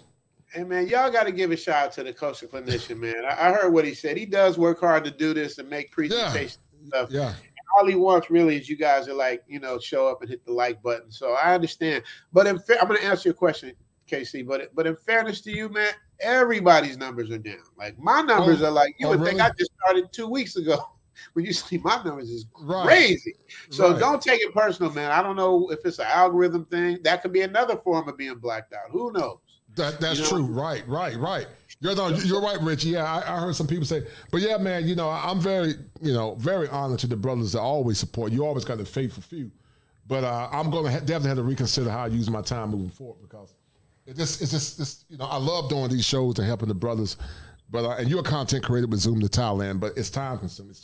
It's time consuming. I'm a licensed therapist by trade, man. So this is more of a hobby for me, but I do it to empower brothers, and they help me when they support the stream by sharing it, and they don't support it monetarily. But you know, I do it because I won't see brothers win. I want to see men win, but I definitely got to reconsider how I use my time moving forward. If I do these shows, it's limiting my time because I got to make sure if I'm doing these shows, it's worth my time. You know about production quality. It takes a lot of time to put these shows together, man.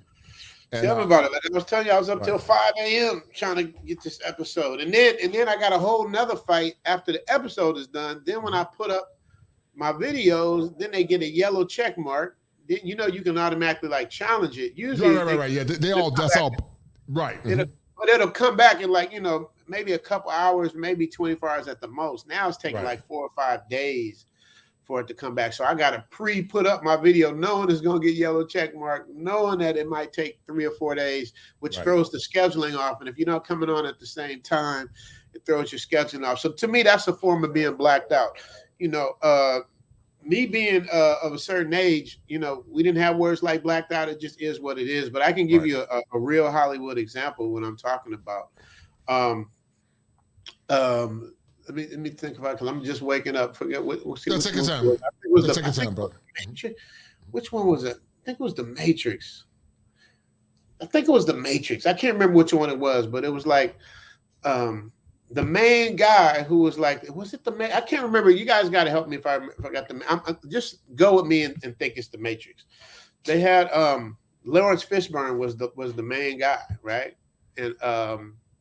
And he was the guy, and he wanted more money. When the thing got bigger, he wanted more money. He wanted to get paid, you know, like the non-melanated people get paid when they do their thing. And so he held out on his contract and just flipped them right out through Sam Jackson in there, and it was a wrap. You know what I mean? Like we're that replaceable. Like we don't get to stand in. Another example is the TV show Friends. It was a very successful TV show on NBC. What they would do, like I don't know if it's conspiracy, but the stuff that I know that they do, you guys might not pay attention to it, but every time they would start a new television network, they would start with all black shows. They did it with the WB. They did it with NBC with the Cosby Show. They did it with y'all had different names in different states. So it was like Channel 5 for us. The WB, they all would start with black shows, and then after the TV show started gaining revenue, then they switch them out with non-melanated shows, and then the rest was history. So the classic example is NBC with Bill Cosby and the Cosby Show. NBC was in third place. ABC and CBS was having it their way. Right. They threw up the Cosby Show. It became a hit. They followed it with A Different World. It became a hit. And as soon as it got really, really popping, they flipped it off, and then they came with Friends and all of that stuff. Just totally just demelanated the platform. You know what I mean? Now, I don't know. Maybe it's a coincidence, but it happened on 4 different channels during my run in the television business. So it's hard for me to call that a coincidence, Casey. No, right. You know, Rich, I don't know if you're well versed in wokeism, but wokeism basically is, in my opinion, it uses black men and black women sad. I think black men realize what's going on. Some of our women don't. And it uses us to push very ultra liberal agendas, like the radical, very radical. And there's a such thing, Richie, called white exceptionalism, which basically says that everything was great. Everything white is great. Everything except white folks was great. All the cast for superheroes were white.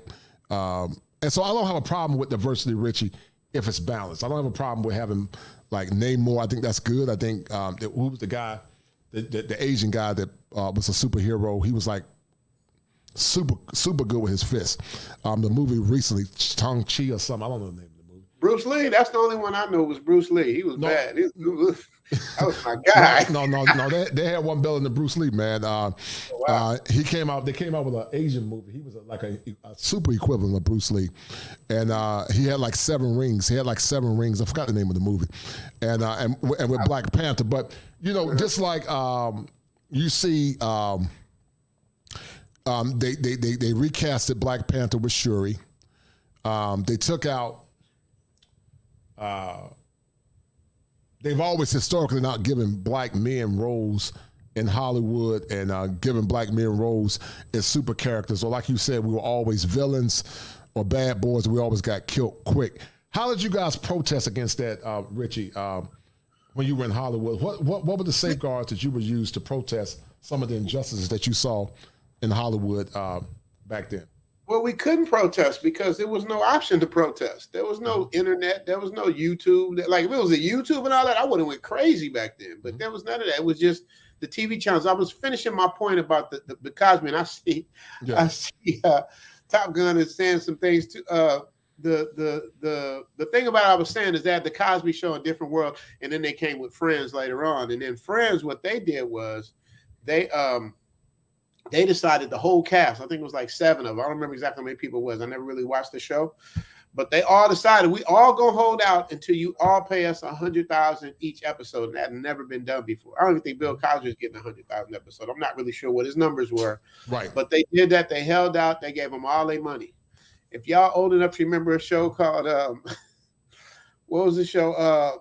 And I saw he said they switched out Living Single with Friends. No, Living Single was on Fox, and Fox is the example I'm talking about. It was a different show after New York Undercover. They tried the same thing. New York Undercover, the 2 leads, they tried to hold out for their money. They took them in a room.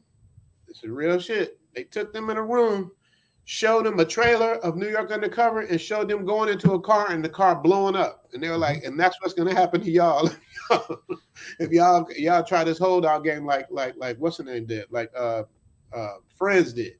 We just don't have the same. It's just like everything in real life, man. It's like we don't support each other. So how can we expect other people to support us? It doesn't happen. Like any famous rapper, I don't care if it's Public Enemy or if it's anybody famous today. It's like it's not the black people that really pay the money for the tickets and the streams and stuff. It's other people that pay for it. So.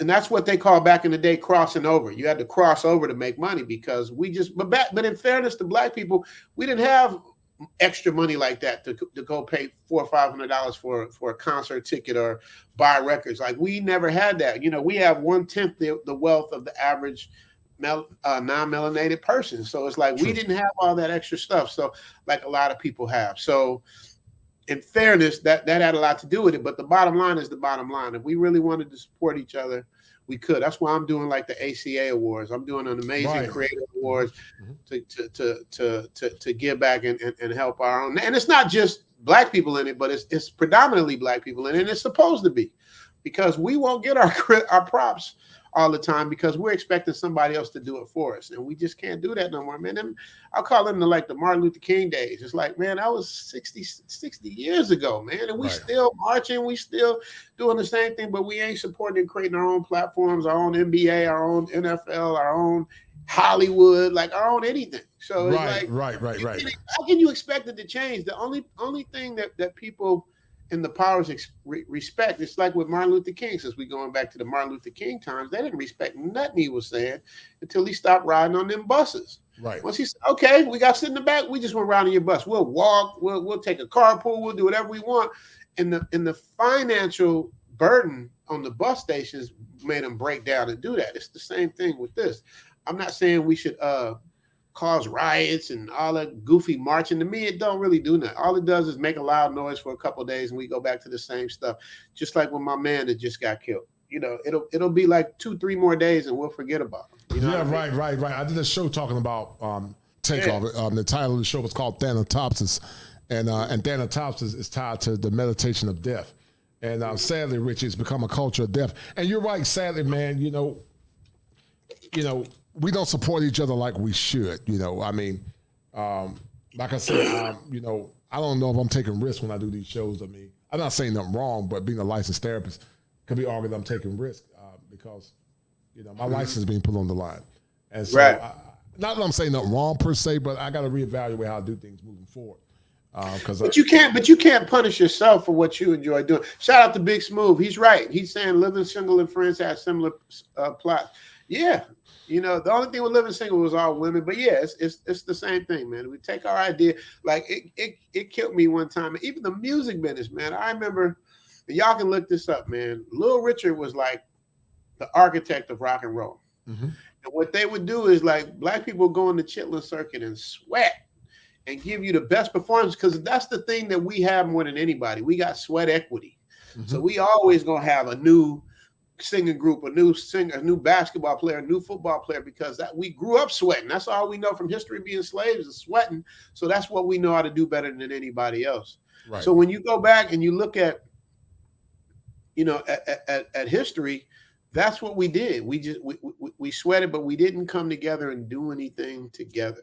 So it's just really, really frustrating, man, that it's like we still having this conversation, man. Especially now we got YouTube, even though they controlling YouTube too.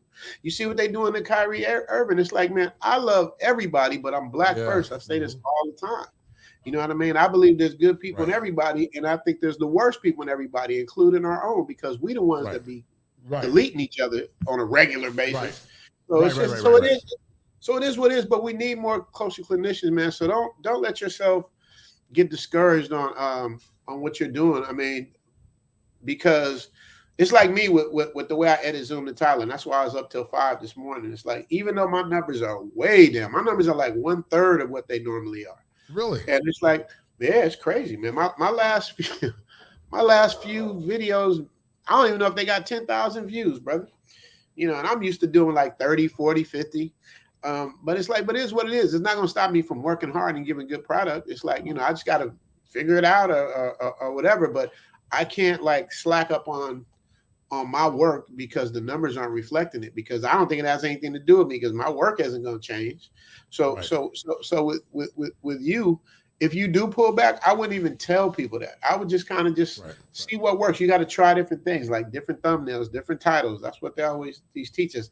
And it's all in that, man, because you expect everybody to be on the wavelength that you're on, Casey, and you want a different vibration than everybody else. And the frustrating part for you, I know what it is. The frustrating part is you ain't asking for nobody to do shit. You just fucking show up and fucking hit the button. It ain't a lot. I've seen you with huge screens, but you just can't. Share the stream. You hit the like button. You know, uncontrolled. Not asking for a lot. Nah, you're not. And that's the frustrating part about it. Yeah, that's the frustrating part, right? Not asking for a lot. Shout out to Top Gun for that too. He said they tried to block out Hammer with Vanilla Ice. That was funny. And you know what, Richard? You know, I want to tell you, man. Thank you, brother. I saw that ACA thing, man. That was dope. I hope I get an ACA award, runner up or something. But no, man. No, I was gonna have you be a presenter. What I'm doing is in the first year, I have to keep this very lean because people have a short attention span. Initially, I had like 20 categories: best finance, best this, best family channel, best that. But nobody gonna watch that. I gotta prove that the model can work first before I do anything else. So in order to prove that the model can work, you got to keep it lean and you got to keep it very, very short and interesting. Like, you know, me and Flyboy, who's helping me put this together. You know, I'm always adding categories. He cutting them out. I'm always adding nominees. He cutting them out. He's like, you don't understand because he's younger. And he explains to me, man, they don't have the attention span that we had. You know what I mean? Growing up. Like if you watch Culture Collision, try to watch a movie from the 70s today. And watch how slow and long it take to get to the plot. Get the plot. You be 30 minutes in before the story even gets started. Like you can't do that. Right. No, you're right. You got to hit him in the head as soon as you can, man. So right. The attention span is very short. And you know, I used to teach school, man, and you know, it's hard, man, because you know you're creative. You're trying to be creative, and like I said, it's a fluctuation up and down, man. You know, it is what it is. I'll review what I need to review, but yeah, I would love to be the presenter. Or whatever you decide. You know, I gotta have your accent. You know, I gotta have your accent. I gotta have you something. I gotta have you doing something. I'm still figuring that part out. And I'm glad you reminded me because I gotta figure it all out because I'm doing everything, so I gotta remember. But Bureau Hammer made the example was the example I was in the process of making and lost my train of thought. Thank you, Big Hammer, for pointing that out. Yeah, the point I was making was, you know, Pat Boone would do a cover of Little Richard's records, you know, and it would sound so corny. It was like, you know, Little Richard be like, "Good golly, Miss Molly, woo!" And he playing it all the shit, and then Pat Boone would be like, "Good golly, Miss Molly, I'm so glad you found her," and it would like go like a million. Like it was crazy. Like it was literally that's how it was because little kids, even though they always just like today, how kids emulate our style. They want everything. But the drama that comes with being us. Right. Stuff, and I don't blame them. I'll be the same way. I'm gonna look in your world and enjoy your world, but I don't want to live in that world. I just want to just look at it up close like a fish tank. Because we're the only group of people that get our group gets looked at like a fish tank, and people do all these reactions because it's so interesting that the ignorance and the stupidity and the things that we do that are so unnecessary, like. Once again, Brother Takeoff. It's like nobody can make that make sense. How does that work? You know what I mean? And it's just Tuesday because every month somebody gets popped. Like every month. And guess what? When we do it to ourselves, we don't get none of that energy that we get like if it was somebody else, a police officer or something. Then it'll be up in arms, it'll be marches, Al Sharpton, everybody be around. But when we do it to each other, it's quiet because we're so desensitized. Right. Desensitized to it happening. It's like, okay, just another rapper gone. But next month, it might be another one, God forbid. You know, like literally, it's like the Rapper of the Month award. Like every month, a rapper gets popped. And it's just become normal. So that's like the thing that's frustrating to me, man, because it's like it's so easy to figure this out, man. All we got to do is just like come together.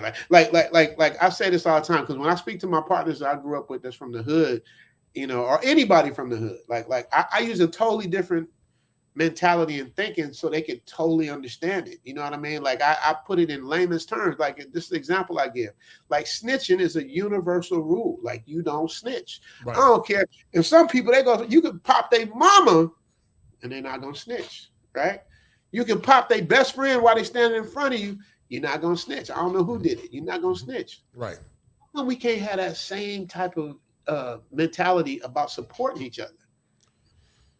Why is it so easy to like not snitch on a person that did the dirtiest shit to you to hold that code? Right. But we can't hold the code with like sticking together and doing stuff when we really control a lot of this entertainment business. We just sleeping giants. So that's what I'm saying. When I hear stuff like this about, you know, movies, like I said, I haven't seen it.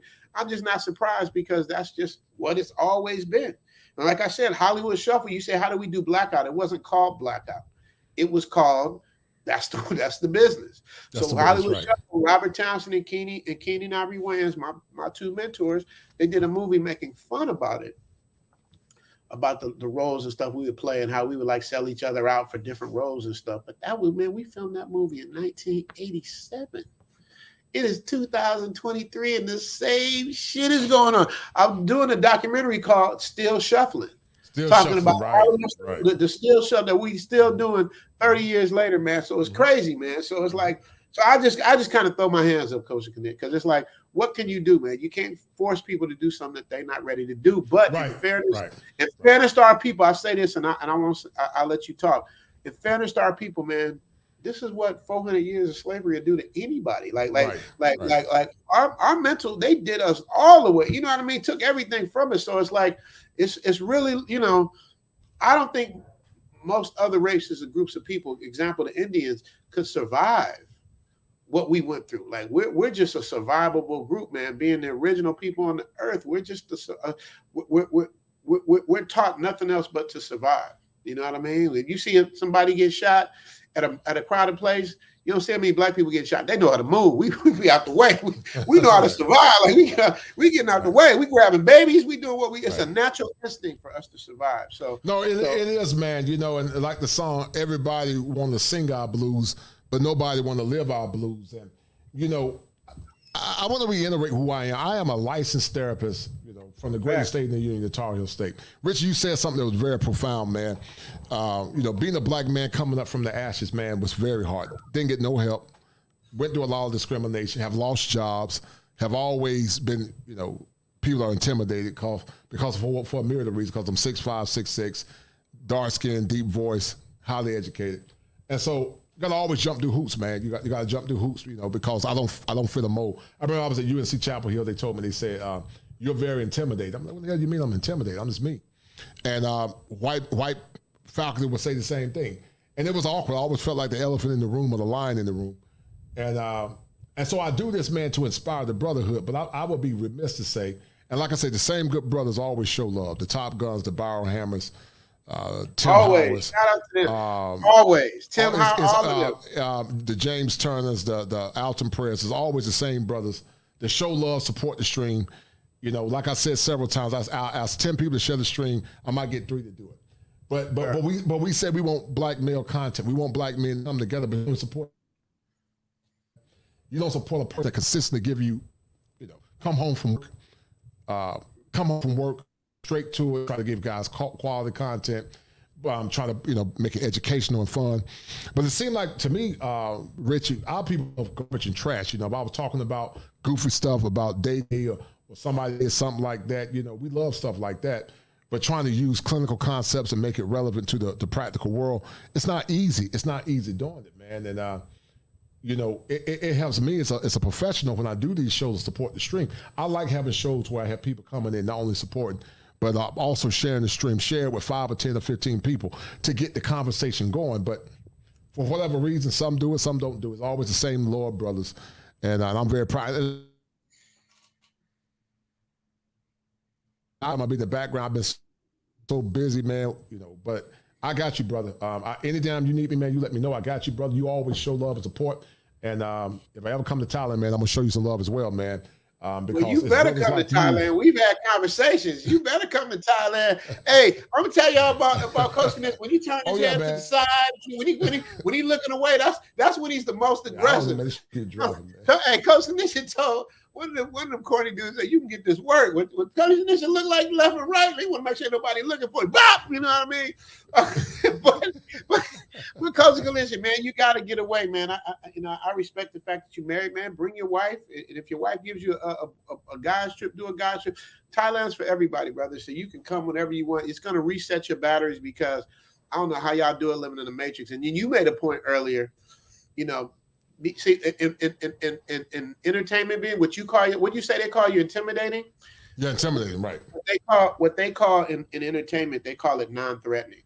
Right. That's it, you know, you have to be non-threatening because they look at, like, my brother's like you. He's a clinical psychologist. Mm-hmm. He's big, he's dark. And he ain't 6'5", but he's big, he's dark. And he's very like timid and docile. And it's like, you know, it's sad that he has to be that way, but he's like so used to doing it for doing the light tap dance. You know what I mean? That, you know, we almost got jacked in the hood because he was acting like and down. It's like, nigga, you better like, you know, get black again. You know, I understand when you're around certain people, but you better get black again. So it's a tap dance. And then you coming up in the South, it was probably twice as bad. At least I grew up in LA where we right. It was way, and liberal was just normal for us. Like, you know, now liberal is something crazy. It's something totally different than what it was. But I'm saying it's like, you know, you guys had to really, really go through it. And most people come from the South. I'm not trying to stereotype, but most people, black people that I grew up with, you know, we all originally from the South. People from the South are usually poor. Right. And they have to go through way more stuff to get what they're getting. That's why I don't understand, like I said, like the snitch code thing. But you got a rapper. I'm not going to say his name. Anybody knows rap knows. If rapper, I can't make this up, Casey. I don't know if you even know about this, man. This dude, I don't know if he come from the South, but I can almost guarantee he come from like no money. This dude. Yeah, Rich, I don't know if that's my I don't know if it's mine. Keep blinking. You're freezing. You're freezing. You're frozen, but I'm moving. So I don't know who it is. Man. Is it me or you? I don't know. I can see myself, but I see you now. Like it was the same thing. It was. Oh, if I froze. See, now you're froze. Am I froze? Keep blinking out. Yeah, go ahead, brother. All right, am I froze? Because now you're froze. Yeah, I don't know what's going on. Yeah, you good. I can see you. Go ahead, Rich. I can see you. It's the man holding us back. The man don't want us to get this message out because he knows how powerful we can be if we come together. I don't remember the point, but because remember I'm just waking up. But the bottom line is, man, nobody's gonna do it for us. We have to do it ourselves, man. Mm-hmm. Struggling stream alert. Big Smooth say struggling stream alert. Yeah, man. Is that me struggle streaming or you struggle streaming? He said I'm frozen. They said just TKC is frozen, but we can hear the both. Yeah, I don't know what's going on, man. I might. Yeah, man. I'm thinking about getting another computer, Richie. It's very expensive, close to $3,000, man. I'm trying to get up. It's not the computer though. It's the internet. It don't have nothing to do. Well, unless you got a lot of stuff going on. You got a lot of tabs open. That'll do it too. No, I don't have a lot of tabs open, man. I don't know why it does it like that, man. But I definitely need a stronger computer with a stronger processor. This is an i5 processor. I need an i9, man. I need a big boy computer, man. So I'm gonna look into doing something, man. Something that's more strong and powerful. And that's why y'all got to get these super chats so the KC can get him a new computer, man. They don't know. See, they don't understand that. They don't understand, man. They don't understand it, man. They think we doing some Reverend Barbecue trying to get their money out of them, and it's not that. Y'all don't understand. We're working for free. You know what I mean? It's like we're not guaranteed what Google's gonna give us. They give us what they say they're gonna give us, but we don't know what it is. Like, you know, 1 minute we might make $40, the next minute we might make $400. It just depends. So we really don't know. So it's the support of others that keep us going. And I get it now because I've been, I be putting in a gang of work, and I'll be like, this is what I'm getting for all this work. I'll be feeling the same way, but I do it for the love and the passion of just being good at what I do and trying to be the best at what I do and really trying to give a viable product. But I had somebody tell me, man, it tripped me out, man. I was ready to jump through the phone. He told me, I'm overhyping Thailand. He said, man, you overhyping it. I'm like, brother, I've been living here for 3 years, man. Ain't nothing that I done said ever capping or exaggeration or anything. I'm giving you guys my experience. You can't give me your experience is different. Okay, I respect that, but you can't tell me my experience is not valid because I've been here when nobody else was here. I was the only one here before the pandemic. I mean, during the pandemic. Can't nobody tell me what it was when you wasn't here. You know what I mean? So it's like, but it inspired me because then I just went harder like on the next episode. So, well, definitely, man, your stuff is fire. You're fire. Listen, man, they used to call them McDonald's All-Americans back in the day. You definitely McDonald's All-American, man. Shit. You definitely a five-star recruit. Shout out to my man, Byron Hammer TV for the $8.99 super sticker. I appreciate Byron Hammer. He got an accent too. I would love to hear y'all talk. You need to have him come up. I want to hear the English London accent with the Southern American accent. Y'all would have a ball. I would love to hear that. Tim Howard in the building. Shout out to my man Tim, man. He said, planning for TKC new computer. They don't cause I got a Lenovo T580, which is a good computer. I pay over $1,000 for this computer, man. Well, if you say you pay $1,000, we don't do the value by how much you pay. We value it by year because every year the stuff upgrades. What year is that computer? It was last year. I bought it 2021. You bought it last year and you need to upgrade? But no. What it is, I gotta separate my work from doing YouTube. So this is like I'm mixing in work with YouTube stuff, which could be slowing down the operating system, I think. But also I need to check in because I bought a Nighthawk. I paid like $250 for my Nighthawk, man. What's a Nighthawk? Rich, I think kicked out close to Nighthawk is around. I probably kicked out Richie probably $7,000 to $8,000 last year, man, doing YouTube, man. Out of my own money. That's no cap. I can show you receipts, brother. $7,000 to $8,000 on my own money. And see, you see my production quality, man. I don't just throw stuff together, get up here and blur my mouth. I try to get guys quality stuff, man. You know, I take it personal, but I'm using my own money to do it. And you're right. You know, when you put together productions, you hope the people support it. Now, listen, people can argue, well, don't nobody ask you to do it. And you're right, they don't ask you to do it. But right. Don't nobody ask you to do it. That's right. But my look is, man, you know, when people show you love and you know they're doing for the brotherhood, Capote thing, you know, this stuff is hit or miss. YouTube is hit or miss. You know, it's hit or miss. And, you know, when people show love and support, you know, it helps, man. Because like I said, the computer I'm looking at now, if I decide to get a new one, with all the processor and the memory and the RAM, man, probably about $3,700, man. Man, I'm gonna tell you something, bro. You paying $7,000 for a computer? That thing needs to damn near fly an airplane for you. That much. I don't know how you. I use Mac. Of course, I'm a Mac. I use Mac. Man, you know. Yeah. That's crazy, Casey. We got to talk about that offline. I need to know who was the salesman that duped you in the 7Gs. Oh no, not 7Gs. No. I didn't pay. No, I paid $7,000 altogether out of my pocket for the equipment. You know, like processing boards. You know. All the different stuff. Oh, okay. I thought you were talking about for the computer. I'm like, no. But there are some computers. If you get, you know, there are some computers, man, that can get up to $5,000 to $6,000. You put like, you know, some processors cost as high, Richie, is $700 for a processor, man. You know, i9 turbo processor is about $700 just for the processor. You know, we ain't talking about the memory. You know, it can get very pricey if you custom build it, man. You know. But you know, it's an investment, man. You know, and that's why I do what I do. But I'm definitely gonna start looking at, you know, reviewing different stuff. Richie, you know, when you look at Hollywood, man, do you think there's an attack on masculinity in your opinion? And if so, when did it start? You know we've been under the microscope for years, but do you feel like there's an attack on masculinity, not only in Hollywood, but just in general with politics and every other thing, in your opinion? Man, you don't even want to get me started on that because I don't want to get nobody in trouble. But I'll put it to you this way. Me and an actor friend of mine, Sean Baker.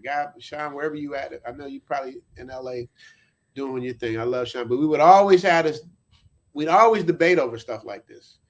But if you notice, you can name maybe 20 black actors, maybe 20. If your 20 favorite actors, your 20 favorite black actors, like, and you look at them 20 people, 15 to 18 of them put on a dress at some point. Right. So, and it's funny, don't get me wrong, it's funny, but out of your 20 favorite actors, 15 to 18 of them is putting on dresses, man. It's like, you know, you can start with Flip Wilson, you can go to Martin, you can go to my brother, I love him, Cuba Gooding Jr., you can go to Wesley Snipes, you can go to everybody puts the dress on, man. And don't get me wrong, for the art, as an actor, you're supposed to be able to get enveloped in your character and do what you want. Dustin Hoffman did it with a movie called Tootsie. You know what I mean? Like, it's not just black people putting on dresses, but it's just amazing how many do. So when Dave Chappelle said, I'm not putting on a dress, it was almost crazy. You know what I mean? Now, you know, you won't see, you know, Clint Eastwood putting on a dress. You know what I mean? Right. You won't see, you know, certain people putting on dresses. So that's like the feminization kind of like of the thing we saw. But once again, that goes back to us not being in control. Like you got your man Tyler Perry. Like, he puts on a dress, and now he has a I haven't been to it, but I heard it's beautiful. He has a full-on studio in Atlanta. Now, with that as a base, we should be able to produce all our own films and all our own things. But then you gotta deal with. Thank you, baby. Then you got to deal with who's going to show up to watch the movies. Right, that's another example. Right. Like I literally had a Hollywood meeting, literally, with Minister Louis Farrakhan when he was thinking about putting together this thing called the Million Man March. Like he was thinking about it. He's like, I want to do this. You know what I mean? I don't know if people are going to support. He was in that first time, and I met him, man. Is such a wonderful spirit, man. Y'all can't say nothing bad about the Honorable Minister Louis Farrakhan, man. He's smart. He's articulate. I mean, he's articulate. He's just, I mean, he loves his people. You know what I mean? But they were talking about putting it together, and he invited all of Hollywood. He invited all at the time the biggest people like Arsenio Hall, Eddie Murphy, that whole group of people, everybody. He invited like 200 of Hollywood's elite, and I wasn't invited. I just went with Cuba, me and Cuba, because Cuba went, and Cuba Gooding Jr. He went. I went with him, and 200 of Hollywood's elites are invited, and maybe like 20 people showed up. Maybe 20. I remember specifically who was there. It wasn't even really 20. It was like John Amos was there, Sheila Frazier, Cedric Ceballos, Cuba, my man Ren Brown. It was, I don't know if it was 10, maybe it was, I don't know, it was a long time ago. Remember, this is the Million Man March. But the point I was making is, it's like, if we build the airplane and nobody wants to fly on the airplane, it's like, what can we do? That's what I'm saying. When you put in that work that you do, and nobody shows up, how do we know? We have to start with the basics of supporting each other. Every other race supports each other. That's why in every city in America, you got a Chinatown. You might have a Mexican area. You might have this, but you don't have a designated area for us because we won't support it, or we'll shoot it up, or we'll do something to it. So it's a cold game, man. But we got too many black millionaires to not create our own thing. And it goes back to what I was talking about with Tyler Perry. It's like, you know, we could start there and do movies out of there and really come together and do quality movies, not just some BS. Like a lot of times we just put a lot of famous black actors in all in one movie and think because of that, we load up the movie with every black actor that people have seen, thinking that's going to translate to box office. But it's really about the quality of the work that you put in. You know, coming up under Keenan and Robert, you know, Robert Townsend and Keenan Ivory Wayans, it was like, you know, they were like the people that broke out of the system. You know what I mean? And that's what made them so famous, because they broke out of it. Even y'all don't know the stories of In Living Color. In Living Color was one of the biggest shows. Once again, it was a Fox show. And then later on, they had Rock, they had a Living Color, they had what was the other show they had on there? They had like 3 or 4 Living Single. They had a couple shows, and then once the network gets big, they get rid of them. But In Living Color almost didn't get picked up. And then when it did get picked up, they did Keenan Dirty. Y'all don't really understand. Like, I know you want some Hollywood insider stuff, KC, but I'm sure you people can look this up and see it. If you remember, Keenan left at the end of In Living Color, and then the siblings followed after that because they did him dirty. What they did was Keenan and In Living Color damn near turned the whole network around. And the thanks Keenan got was because what we do in Hollywood when we do TV series, there's a magical number called 100. Just like I'm trying to get 100,000 subscribers, right? There's a magical number called 100. It's 100 episodes in a sitcom. Once you get 100 episodes, you become what's called syndicated. That syndicated means you come on 5 days a week. It's a different world now, but I'm saying back then, before YouTubes and all that, people would just watch TV. So once you get 100 episodes under your belt, you become syndicated. You make a lot of money because you're syndicated now, because the shows have already been produced, they've already been done. So you're basically just getting money for the advertising dollars for your show that's been created. And then there's a sliding scale with residuals for the actors. You know, they get X amount, and as time goes on, it slides down. And then the producers that's when they really make their money. That's why Aaron Spelling made so much money, because he had so many shows, you know what I mean? And it had a lot going at one time, and he went back 30 years worth of shows. But Keenan was about to get his golden goose. Like he had 100 episodes of Living. They were going into the the 5th season. Usually it takes 5 seasons to get 100 episodes. So they were going into the 5th season, and what they did dirty to Keenan was his show is about to go into syndication, which means he was making good money, but he would have really he would have made something like, I don't know, maybe like 25 to 50 million once the show went into syndication. I can't remember what the number was, but Keenan, as a gift to Keenan, instead of syndicating the show and letting him get paid, Fox said, "Oh no, we're going to start a new channel called FX, and we're going to run it there, and we're going to put it on FX to build that channel." Right. That cost Keenan probably, instead of him getting like, I'm throwing out numbers, y'all. I don't know exactly. Y'all can look it up, but instead of him getting 25 million, he only got like 2 million. It's some crazy number that didn't make any sense. So he protested it and walked off the show, and that's why you saw this whole different cast at the end, because they were trying to keep the magic going. But once you lose the secret sauce, which was Keenan, which was the person held together, Damon Wayans, Kim Wayans, they all left. I think the last ones was Sean and Marlon, because Sean was still in his contract.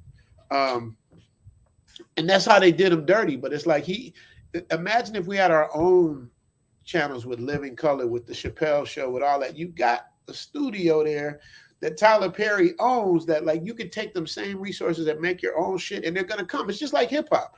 When they did hip hop, they told us it wouldn't work. It's a fad. No. So guess what? Too Short, MC Hammer, Master P, they started selling records out their trunk and started doing their own numbers. And when the record company seen the money they was making, and all these independent labels that were making so much money, that's why the big ones start swallowing them up, because they didn't want that competition and seeing them getting that money. Def Jam was a small little record label founded out of Rick Rubin's dorm with Russell Simmons, and Def Jam turned into a huge conglomerate. CBS bought it up, and then that's what happened. But even then, they weren't really sure, because they don't know how to understand our culture like we do.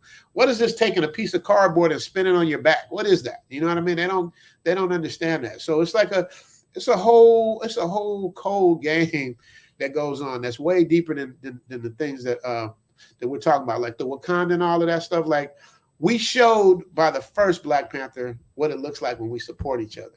Right. When we support our own. We showed it. Mm-hmm. And I don't know what the numbers are on this one. Like I said, I haven't seen it yet. I don't know what's going on. I know there's one about the women that's doing something. I haven't seen that one either. But I saw my favorite girl, Courtney Michelle, talking about how there's the new movie, like the women are like 100-pound women are kicking ass, the grown ass man. Right. And that's what I'm talking about, Richie. It's all part of wokeism. It's all part of the liberal left, more or less trying to push a narrative of either gender equality or gender superiority.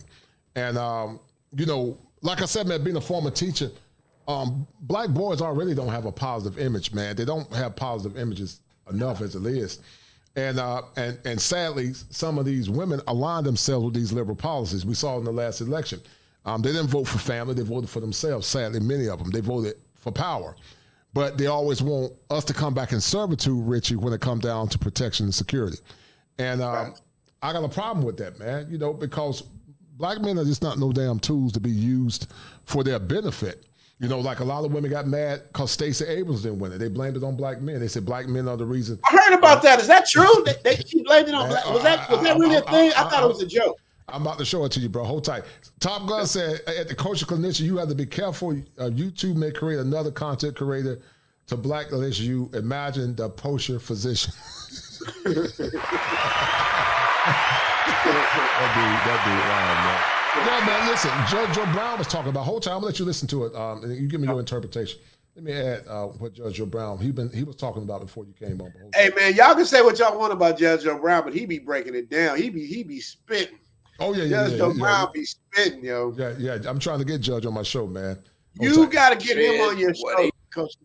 Yeah, I'm trying to get him, man. I'm going to try to get him on, man. He's an intelligent brother, man. Because, Richard, like I tell people, I've been advocating for boys and men for years, man. It's hard, man.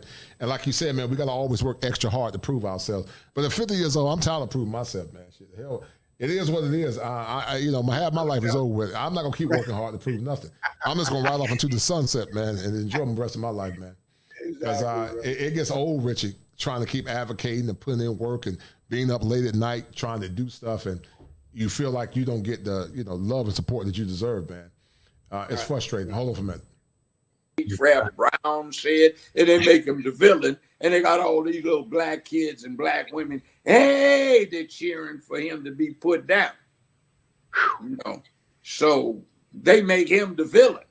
And in the comic book, Killmonger is a person that engages in illicit drug sales and sex trafficking, where the Black Panther, who sounds like Killmonger in the comics, goes from Africa to Harlem to go deal with him because of his international influence negatively on black folk. They flipped the script all the way around. And then the final thing is, when you have one of those Marvel movies, if you wait through the credits, you'll get more to the movie. And then finally, the Black Panther is telling all these white people in the UN that they're going to help them. And the guy says, excuse me, with due respect, sir, why in the world would we be interested in what some backwoods agricultural place has to offer us? See, so, I mean, it's like that was predictable.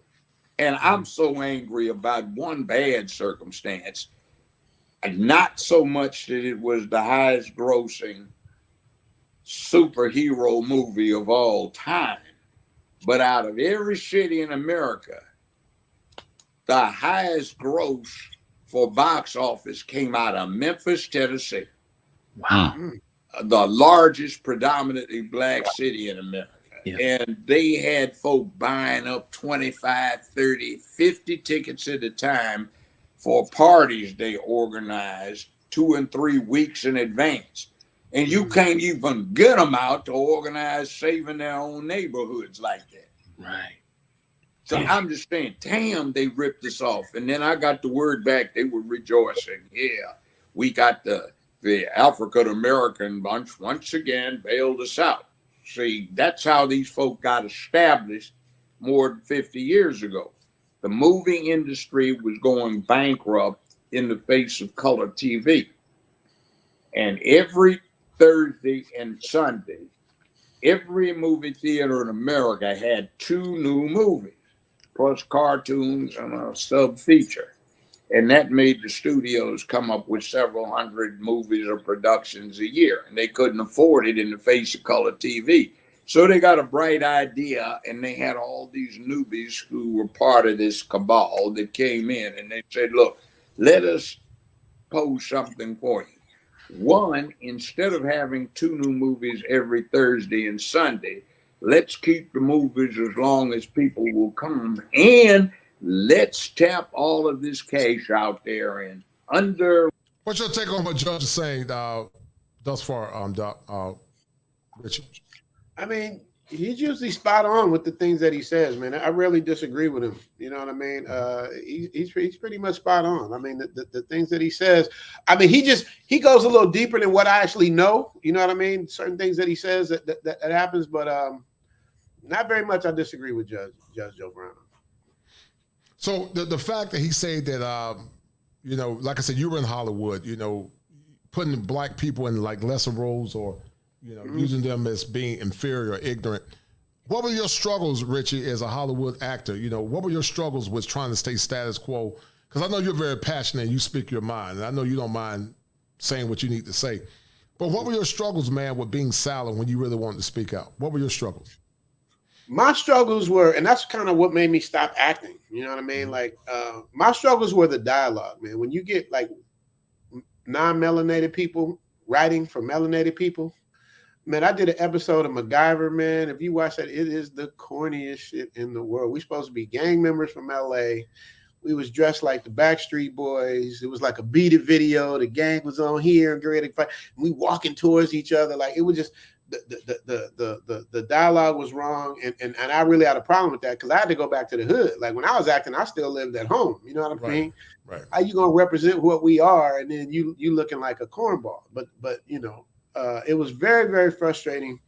It would be like us, you and I, writing a Chinese sitcom. Like, we wouldn't understand the humor, we wouldn't understand the timing. We might know the language, but we wouldn't understand the intricacies of being in a Chinese sitcom if we've never lived in it. So that's kind of like what they would do. They would have these writers like writing for us. Once again, I go back to the Hollywood Shuffle example. It's like that was the whole joke. You know what I mean? Like if you remember the movie Roots. Do you know how many people was in Roots? They had everybody from OJ to John Amos to Leslie Uggams to Lou Gossett to Ben Vereen. Do you know how many all of Hollywood was auditioning for slaves? Oh, wow. Why were we all auditioning? Not we, I was too young, but I'm saying, but why were they auditioning for slaves? Because that was the only work. You're going to be a slave or you're going to be Benson. You know what I mean? You had the butler. He was a smart butler, but he was the butler or you was a slave. Like, that was the whole point of the joke. It's like, you know what I mean? But now that we've taken the law into our own hands, you know, we got, dude, I tell people all the time, man, this is Zoom to Thailand. I film everything on this except for the drone shots. People like the quality. This is the quality. Like you can film a movie on an iPhone, literally. Right. The key, I'm gonna give you guys some free game. The key to anything to look good is the lighting. If you notice, you look at KC, he got a background of a Black Panther, which supports the theme of what he's talking about. Right. He's a dark-skinned dude, so he's well lit. Because the darker you are, the more light you need, because our skin absorbs light. Right. So that's why, and red colors look better on us. He's wearing a red shirt, by the way, just coincidentally, red color looks better on us. Like green looks better on melanated people, non-melanated people. It's like, it's certain things there's certain tricks that you do to bring out the tones and play with the tones. There's certain things you can do, but the point I'm making is you can do it yourself. You ain't got to wait on people. That's why YouTube is so crazy. I was just looking at the numbers of some of these YouTubers, man. I mean, some of them, a coach clinician, I'm gonna give you a hot tip right now. If you want to make money and you want to switch the game, you tired of these people not supporting you, switch to kid subject matter. Do things with little children. For little children, right. Mm-hmm. The biggest YouTuber, I forgot his name, but he's like, because it starts that.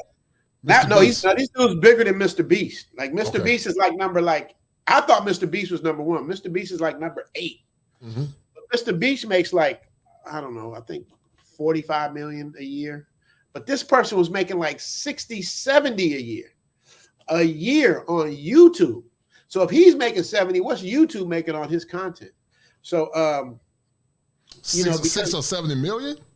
Yes. I'll show you. Let me see if I can, I was just looking at it, man. It was YouTubers for 2022 or some shit. I gotta look and see. I gotta see what it is. I wasn't ready to just type in. I'll do it right now. Let me see. I'll be looking at yacht videos because that's my bucket list. I want a yacht. I'm trying to get me a yacht up in this. That's the reason why I do all this YouTube work. I'm like, I feel like the work will be supported monetarily, but like you learn, like I learned, that don't mean shit. It don't mean nothing, man. Hey, I'm doing yacht work, but I'm getting rubber ducky money. And you know what's funny? You said that, Richie. I remember, I think last week, man, the show I did called Thanatopsis, man, it literally took me 5 hours to put that show together, man.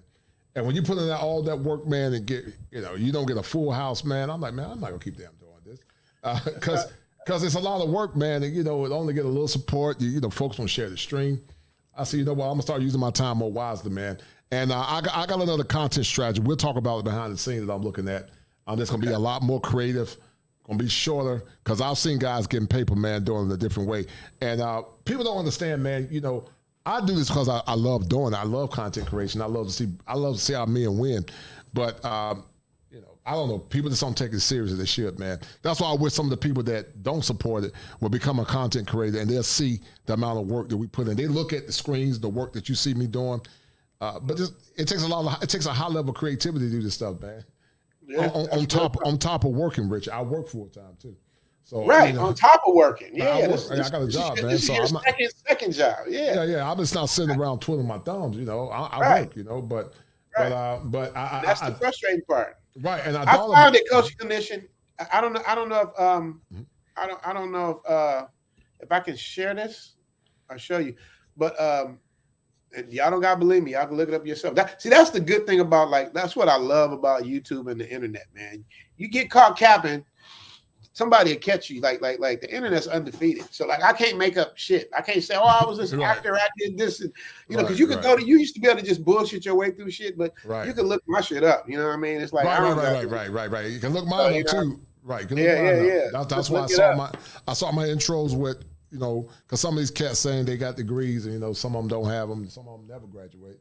And they talk all that mess, and they don't. A lot of people like to tease Kevin Samuels because he didn't have a degree. He didn't, but shit, he still won. Now I'm looking now. These are the top richest YouTubers in 2022. At the bottom of the list is Keemstar with 3.1 million. Never heard of him. I told you 70 million. I made a grave mistake. The top person's name, I don't know if I can share, which is a YouTuber called Coco Melon. It's a kids channel. Mm-hmm. You know how much they made in 2022? How much? $790 million. $790 million. How do I show that to you? Let me see. Let me see. I think I can do it like this. Let me see. Can you see let me see. No, I don't know how to do it. I'm trying to show you what it is. Send the link to private, Richie. Or just type it in private. Okay.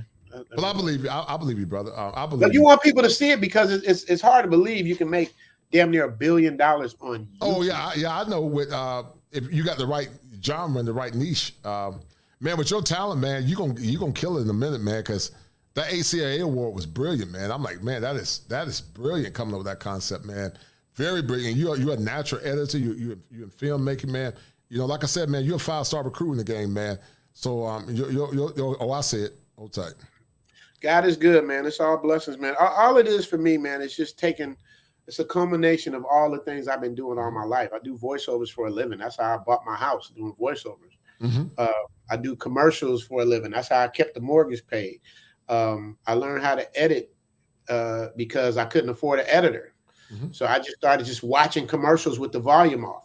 Like watching how much, if you watch commercials with the volume off, you'll see how much information you get in 30 seconds. So they got 30 seconds to tell you a story and make you want to have their product. You know what I mean? So it's like, that's just how I learned. I just started watching. I'm like, okay, I got to be quick. I got to get it out. I got to make sure, but then you got to know how long to hold and how short to hold. Cause sometimes if you hold on to too long, people get bored. You hold on to too short, people can't see it. That's why it takes me so long to do my episodes, because I'm not a trained editor. I eyeball stuff. So every time I see stuff, I'm like watching it over and over again to make sure that I get that right. Is that holding? So that's what part of the reason why it takes me so long. Plus, I do extensive research when I go and do stuff. So right. Yeah. So let me play this for you, Rich. Hold tight. And you're right. This is all about how to overcome being blacked out. The good thing about Kevin, he was killing the game, man. He was talking about creating media, black men to create their own media. And I do agree with that. It's just a point of folks coming together and setting aside their egos. I don't see it happening, but that's the hard part. And then after that, if once you give them set aside their ego, then you got to worry about the rest of the people coming to support the work that you put in, because they don't give a shit about how hard it was for you to do and how you stayed. They don't care. I stayed up till 5 a.m. They don't, man. They want to know is it something that I want to see, and I get it. You know what I mean? That's their time, and their time is valuable. So we just hope when we do projects that a lot of people show up. I've seen streams you've had with a gang of people, so you got to check your analytics too and see what people want to see. They usually like to see drama. They like to see a train wreck. They like to see current events. Right. No, you're right. It shows like testosterone, or shows with being eating healthy. They don't give a damn about stuff like that. They don't. But do one about penis enlargement, man. I see some shit popped up in my feed. How to enlarge your penis. It had like 8 million views. I'm like, okay, y'all sneaky. Y'all act like y'all packing, but then y'all going to sneak to see what the secret sauce is. Because our intention is to tear through something. You know what I mean? So it's a trip, man. The things that you'll see on YouTube, they get all these views, man. And it's all about and your title. It really is. Thumbnail and title is another secret people got. Oh yeah. I know that, man. My thumbnails are excellent. Not trying to brag, but I think I do good work. I think my work is A+ work. But you think your analytics will tell you, like analytics. No, you're right. When I look at my CTRs, man, I'm getting like 9 and 10 on CTRs, man. The average CTR is like a 2 or 4. Mine is what is 7, CTR? 9. What's a CTR? That's a click-through rate. Click-through rate. Oh, click-through rate. Wait. You got a what? You get a 2? No. I be getting like anywhere from 7 to 9s. I've got as high as 12. That's good though. That's good yeah, I've too. got as high as 12. Right. Yeah. 2 is like that. Yeah. You want to. The 2 to 4 is about 4 is considered solid, but I be getting in the 7, 8s, 9s, and 10s, man. I be getting. Yeah. So it's there. But then there's a lot of competition, man. Like if you streaming, I'm streaming, and so you got a split audience, so that hurts it as well. Like the stream is picked up later tonight, and then sometime the way you start, you got to do the show precisely around the time that they tell you to start. But let me play this real quick because you're right. You don't have to be blacked out, and this show was very dear to me, Richie, because some say they're going to boycott the movie, man. Because they feel like the Black Panther should have found a way to recast him. If Black Panther was recasted, who do you think would have been a good Black Panther in your opinion, Rich? I think your boy Michael White would have been a good Black Panther. Michael John. Yeah, isn't he too old for that? Like I would think so too, Michael John White. But if you're replacing somebody, wouldn't you have to be in his age range? Because Michael would be more like his father, like.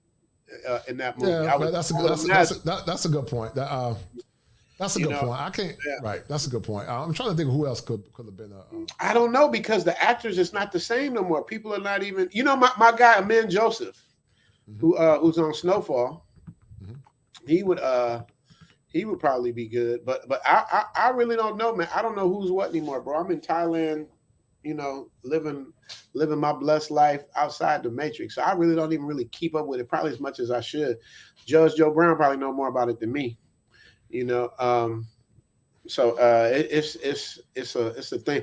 I know you sitting on this thing. If you want to play, I don't know how long it's like. It's about 5 minutes. Let me play it real quick. Hold tight.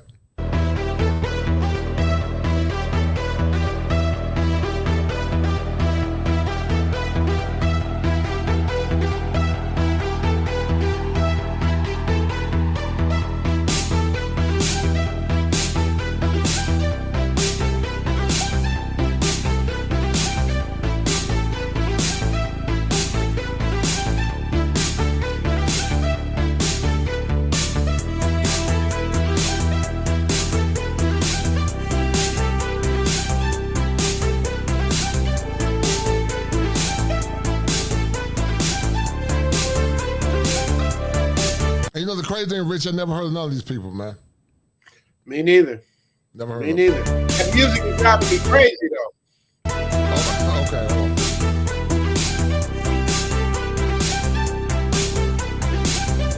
Well, I'm not gonna play through all of it. I get the drift, man. I'm gonna go back and look at something. I was counting them. Like on this list, there's maybe that was at number 17. I counted so far.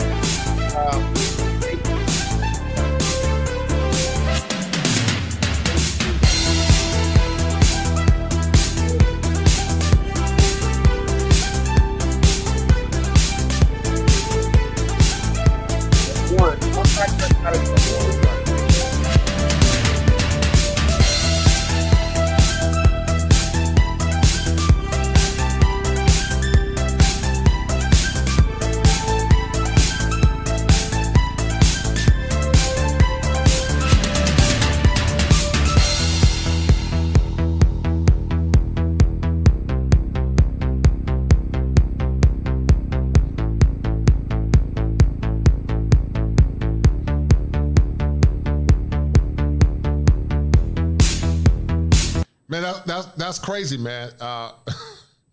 That's crazy, brother. That's crazy. That's a lot. That was 32. Money, I counted with one black person. I think in the total group, there's like maybe 4. About 4. About 4, from what I remember. That's why I was trying to count it live while I was watching it with you. But I know you don't want to sit through that whole thing. I'll go back and watch it. Yeah. I'm gonna go back and watch. But Judge Joe Brown was talking. Hold tight. Let's listen to what Judge is saying. Community. We want to deal with the black community. We call ourselves black then. So what did they do? Said, we're not going to give them all of these things we give white people. And guys, go support Richie Mack. If you don't know who Richie is one of the most talented editors in the game, man, on this side of YouTube, man. Extremely talented. Go check out his channel, support his channel. If you plan to go to Thailand, man, go check Richie out. He'll get you right. And guys, if you have not donated to the channel on tonight while you're looking to listen to the stream, donate to the channel. If you don't have money, as I say like 1,000 times, share the content. Share the content with at least 5 to 10 people. That helps the channel grow. That helps me. When you donate to the channel, it keeps me invigorated. It keeps me motivated. Because as you know and Richie know, content creation is hard. And it's a lot of work. And when you guys donate to show love, it helps me continue to do the work. So I appreciate it. But hold tight. Because they can't see themselves being leaders and businessmen, all of this, that, and the other.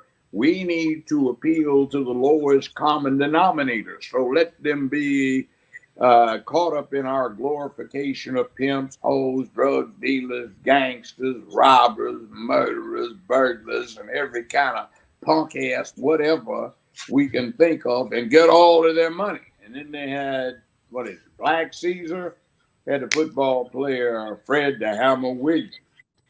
And he played this drug dealer who was also a hitman, and he rides off into the sunrise smoking a big cigar after they had this shootout in Long Beach, and no LAPD, no sirens or nothing, and the place is full of dead folk after this shootout. All right. And then 18 months later, they have, Superfly, Rod O'Neal with a wig on top and his hair pressed, driving a pimp mobile, selling coke. Yeah, man, we got to get into this coke, man. That's some deep shit, man. And Freddie's dead, but Superfly is what it is. And Rod O'Neal's characters, they do 5 more movies in the franchise, and everybody switched from wearing dashikis and afros and beards, and now broad collar platforms, fried their hair again, driving pimp mobiles, talking about, yeah, man, about that cane, man. And the FBI started flooding the neighborhoods with coke. And then you got the jackass in chief sitting in the White House. He in 1977 and 79 and 81 with John B. Stennis and Eastland, James O. Eastland and Byrd, all these racist Klansmen. They started putting stuff in place, and Biden was going around saying, 1 rock will get you 5 years in a federal penitentiary, and that means the whole 60 months, not just a few months. 1 rock. And you got that crap going in because that came off of Freebase. Then you got that crackhead Hunter Biden son of his. So, right. He said what's on his mind.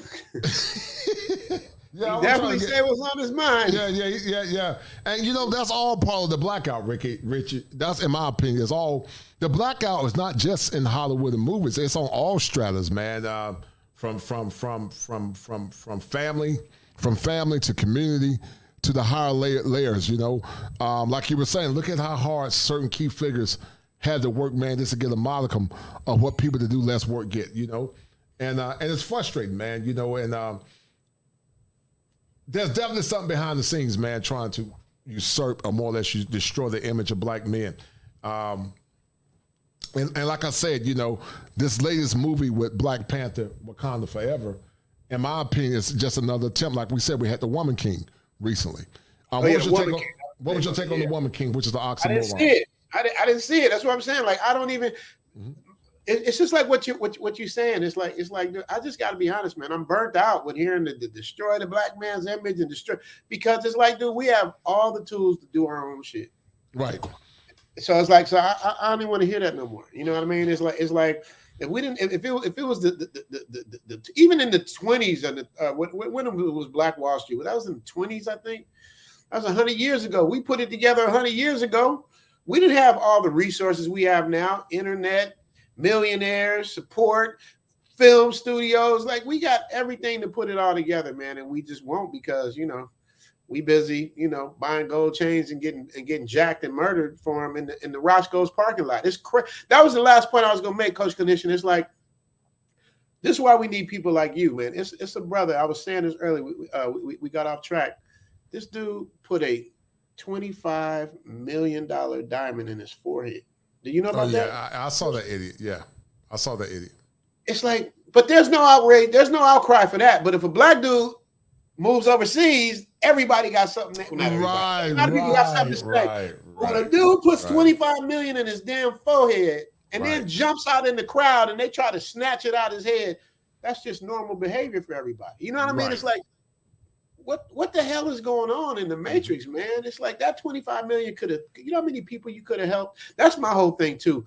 When I make money, it's like, I love to give, you know what I mean? Like I really do. Like, I love, because it's not better than it.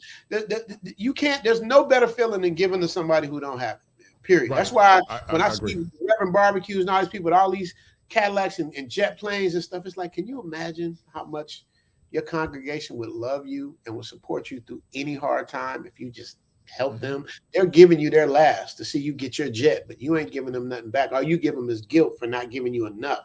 It's like, giving is the easiest thing to do. Now, I'm not saying give where you can't provide for yourself, because of course you got to look out for yourself first. But after you made like so much money, it's like, come on, man. It's like when you play Monopoly. Like after you got so much money and so much on the board, it's like the game's pretty much over because you've already won. It's like that's how it is when I see greed. Like I don't understand greed. I really don't. Like I've always questioned that in Hollywood and the music business. I just don't get it. It's like you'll never live. Even friends of mine who was in the street pharmaceutical game. I had a buddy tell me he was making so much money he didn't know where to put the money. They couldn't hide it. There was enough places to put them. I'm like, nigga, why don't you just build something or give it to a church or do, it's really easy, but they're so used to like, getting this money, you know what I mean? Doing what it is. It's like, it's so easy to give and the karma that comes back on you. Because I tell people all the time, you might not believe in God, but you're going to believe in karma because everybody believes in karma because what you put out comes back.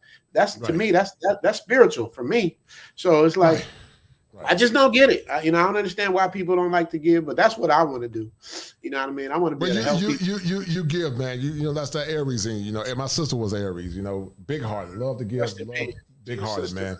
Yeah. Big hearted, love to give. I mean, I'm the same way. I love giving. When I do this, me being creative, man, is my way to giving to brothers so they don't have to go through what I went through and so many other young men went through. We all went through a lot of stuff, but we didn't have the internet to tell our story. And this movie, Black Panther, Wakanda Forever 2, is just another means to show how, woke Disney is finding a way to minimize, in my opinion, the importance of black men and black boys. But is it Walt Disney? Is it Walt Disney though? Can we put that on Walt Disney? Because if I'm not mistaken, I think it was a black director. I don't know. Ryan Coogler. Is he black? Yeah, Ryan Coogler is black, but they got to tap dance to the elites, man.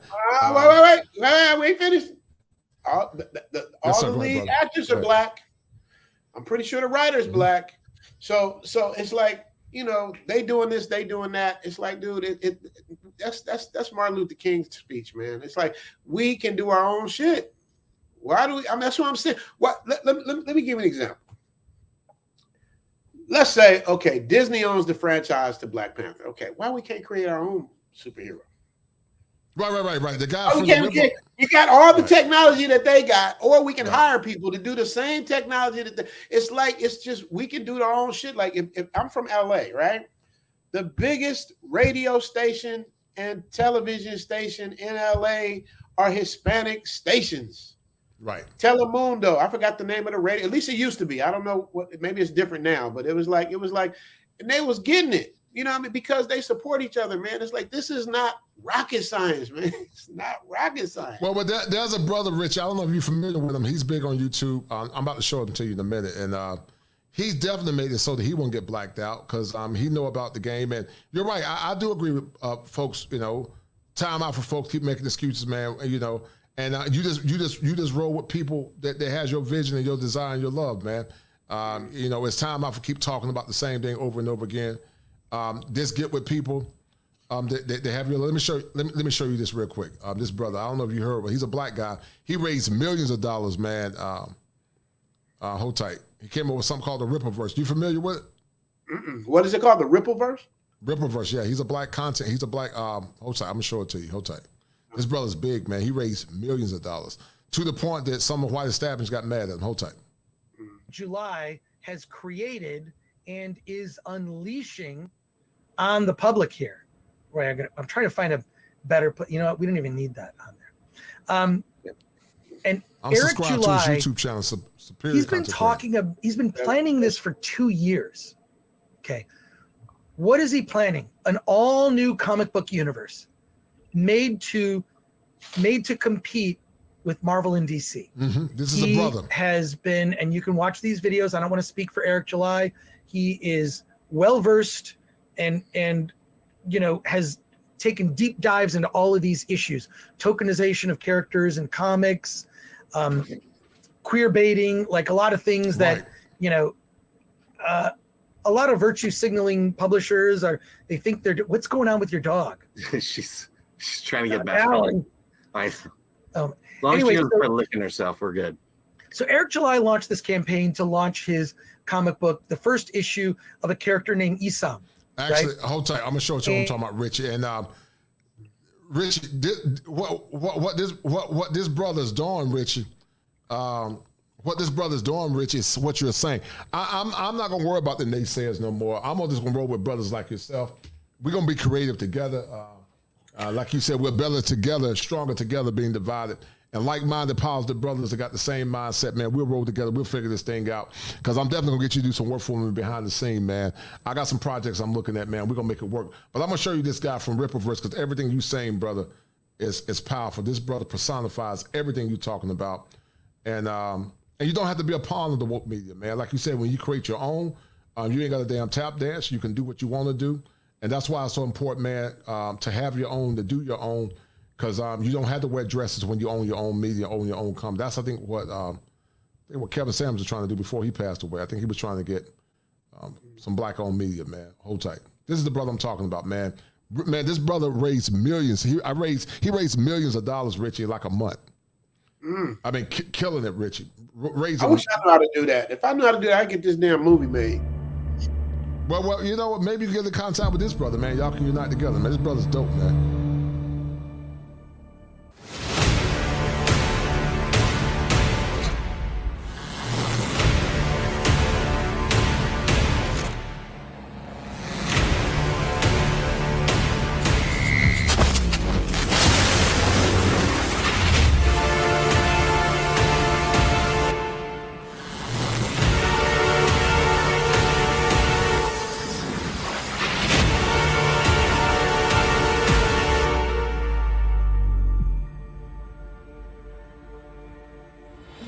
ISOM issue number 1 is the first book released through Ripperverse Publishing, which makes it extremely significant. Though this is ISOM's self-titled book, it also serves as a launching pad for our entire universe. And that's why we gotta support brothers like him. I would love to get that brother on my channel, man. Actually, you and him together, man, because you were in Hollywood. But he's doing the work, man. He has a YouTube channel. You know, he's killing the game, man. And he got a lot of haters, you know, a lot of ones in woke Hollywood. Because his whole argument is what I'm talking about, Richie. Woke Hollywood dictates how they want to project things. Just like they got Shuri being the new Black Panther. You know, She-Hulk was supposed to be stronger than, smarter than the Incredible Hulk. And all this stuff is by design, man. And he's the antithesis to a lot of this foolish mess in Hollywood. Hold tight. This 96-pager was written by myself, Eric July. The pencil and ink work was done by the great Cliff Richards, and the color work was done by Gabe El Taib, 2 comic book veterans. This book is part 1 of the ill-advised arc, and it follows Avery Silman, who lives right outside of Flores Park, Texas, the place where he was born and raised. Now, Avery is what is known as an accept, which is what common folk in this area call special people. Years ago, shortly after he got his abilities, Avery decided to become a hero of sorts and adopted the moniker ISOM. But a certain event had him come to the realization that this life wasn't for him. So now he lives on his own ranch outside of the big city. One day, Avery gets a call from his sister Altona. She wants him to visit his old buddy because a family friend that interned at her company, Projexis, has gone missing. That old friend is Darren Fontano, and apparently he has some connection to his family friend. Fontano has much changed since he was kicking it with Avery when they were, wee lads. Now he's a cold-blooded shot caller that isn't afraid to do what it takes to remain in his position as one of the most respected people in the city. This is a man that you do not want to cross. What was supposed to be a simple meetup with an old friend turns into the longest day of Avery's life. He runs into other excepts such as Santuan, Yaira, and the Alpha Court. And some of these altercations take a very violent turn considering his past with one of these characters. You can see why he tries to stay out of the city. Who is this family friend and what is their connection with Darren Fontano? How does this meeting between him and Avery turn out? And does he get the information that Altona needs? How does this impact the psyche of Avery, who went from a hero to a now blue-collar civilian? These are all questions that will be answered in ISOM issue number 1, which you can now pre-order at Ripperverse.com, along with some other limited edition merchandise items that will give you some more insight on the characters, such as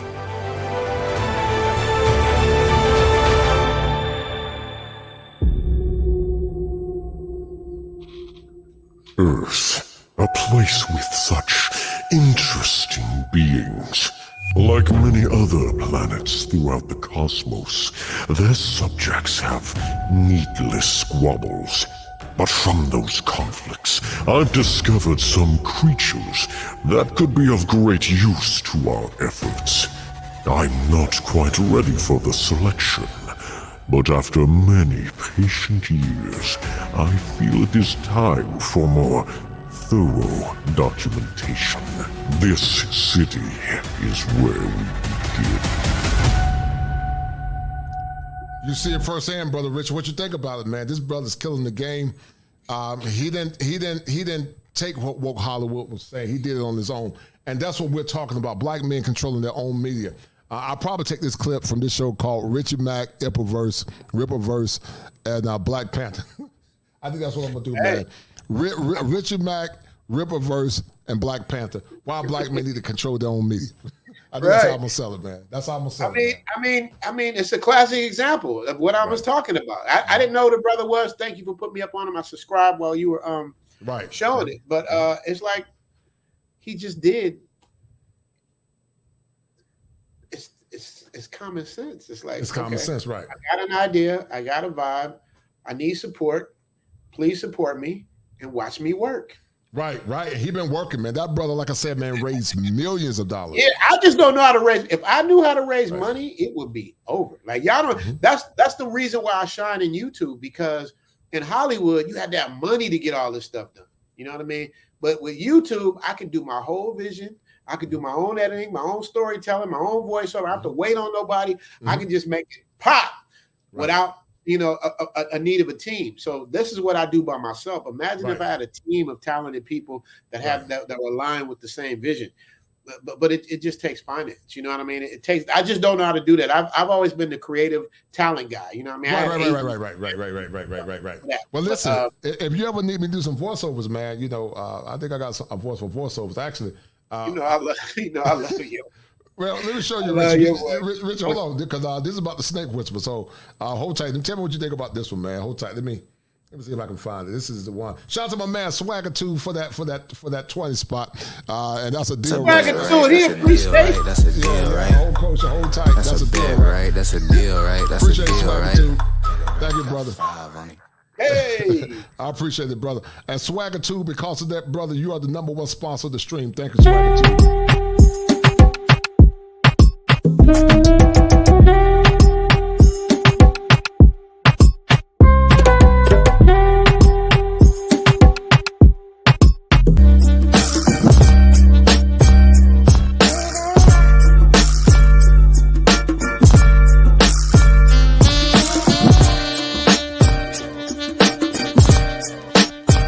It's the money. See, Rich, they didn't even know, man, that Ripperverse was actually a real thing. And so, guys, that's what we're talking about, man. Listen, you got a brilliant content creator, Richie Mack. And I'm not saying this no cap. If I didn't believe it, I don't say it because I'm very direct. But his editing skills is on a whole nother level. He's in the Richie sphere.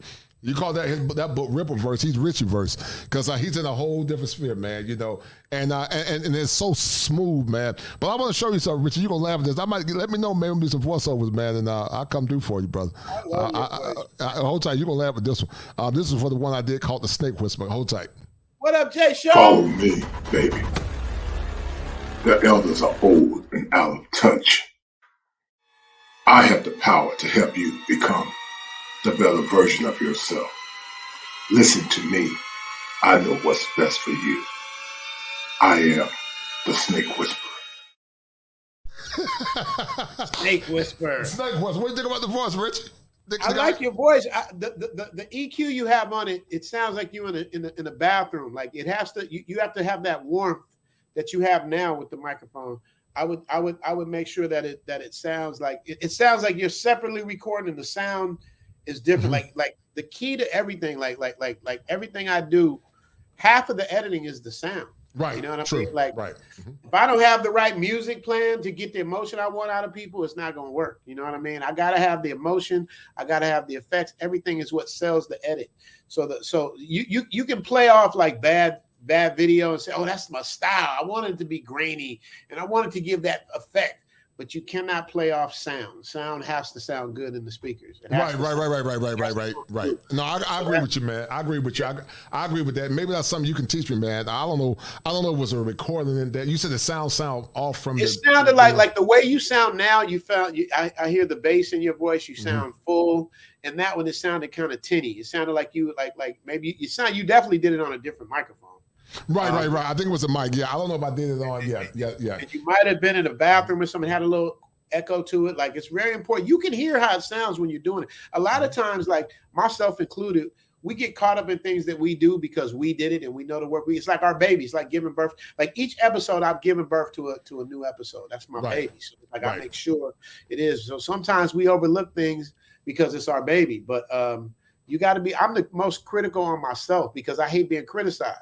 So you can say a lot of things about me, but you ain't gonna say my content is whack. You can say, "Oh no, man, your content is the best, bro." Yeah, but you ain't never gonna say it's whack because I don't like to be criticized. So it's like I told you when dude said, I'm overhyping Thailand. It's like, bro, I'm telling the truth. It ain't been one person I've seen come out here and call me out saying that I've done anything that that said anything that wasn't true. I mean, he did it in a respectful way, but just it's like one thing I learned, Coach Condition, and you know this because you're a YouTuber. Right. I didn't realize that people don't even watch the whole episodes. I'll go from beginning to end trying to you do a full story and but you only watch 40%. You only watch 50% of this shit. Like, you better stay out here.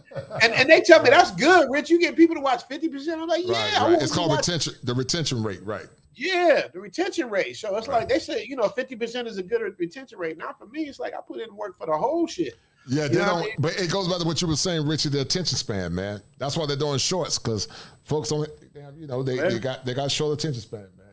That's true. You'll see numbers in your stream rise, then you'll see them dip, then they rise back again. Then sometimes they'll dip. Like this stream, it was low, then it rose back again. It got high. So it's. It is what it is. But speaking of stream, I got my own live stream. I got to do. Okay.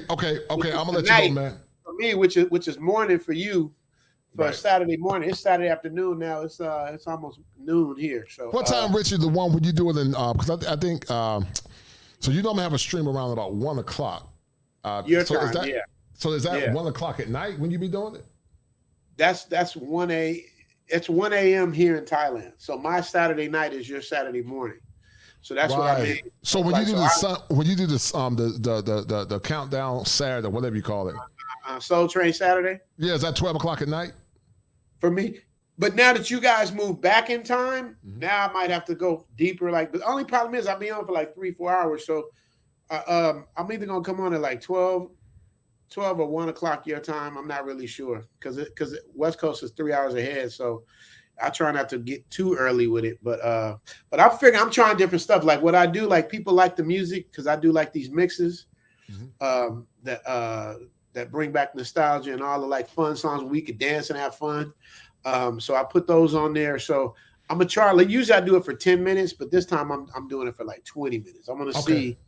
I want to check because I'm not gonna get. They're gonna demonetize me anyway for the music. So at the end of the stream, I just cut the music off and play the stream. So I learned that from Angry Man. Shout out to Angry Man. Thank you for introducing me to put me in touch. So you do what now?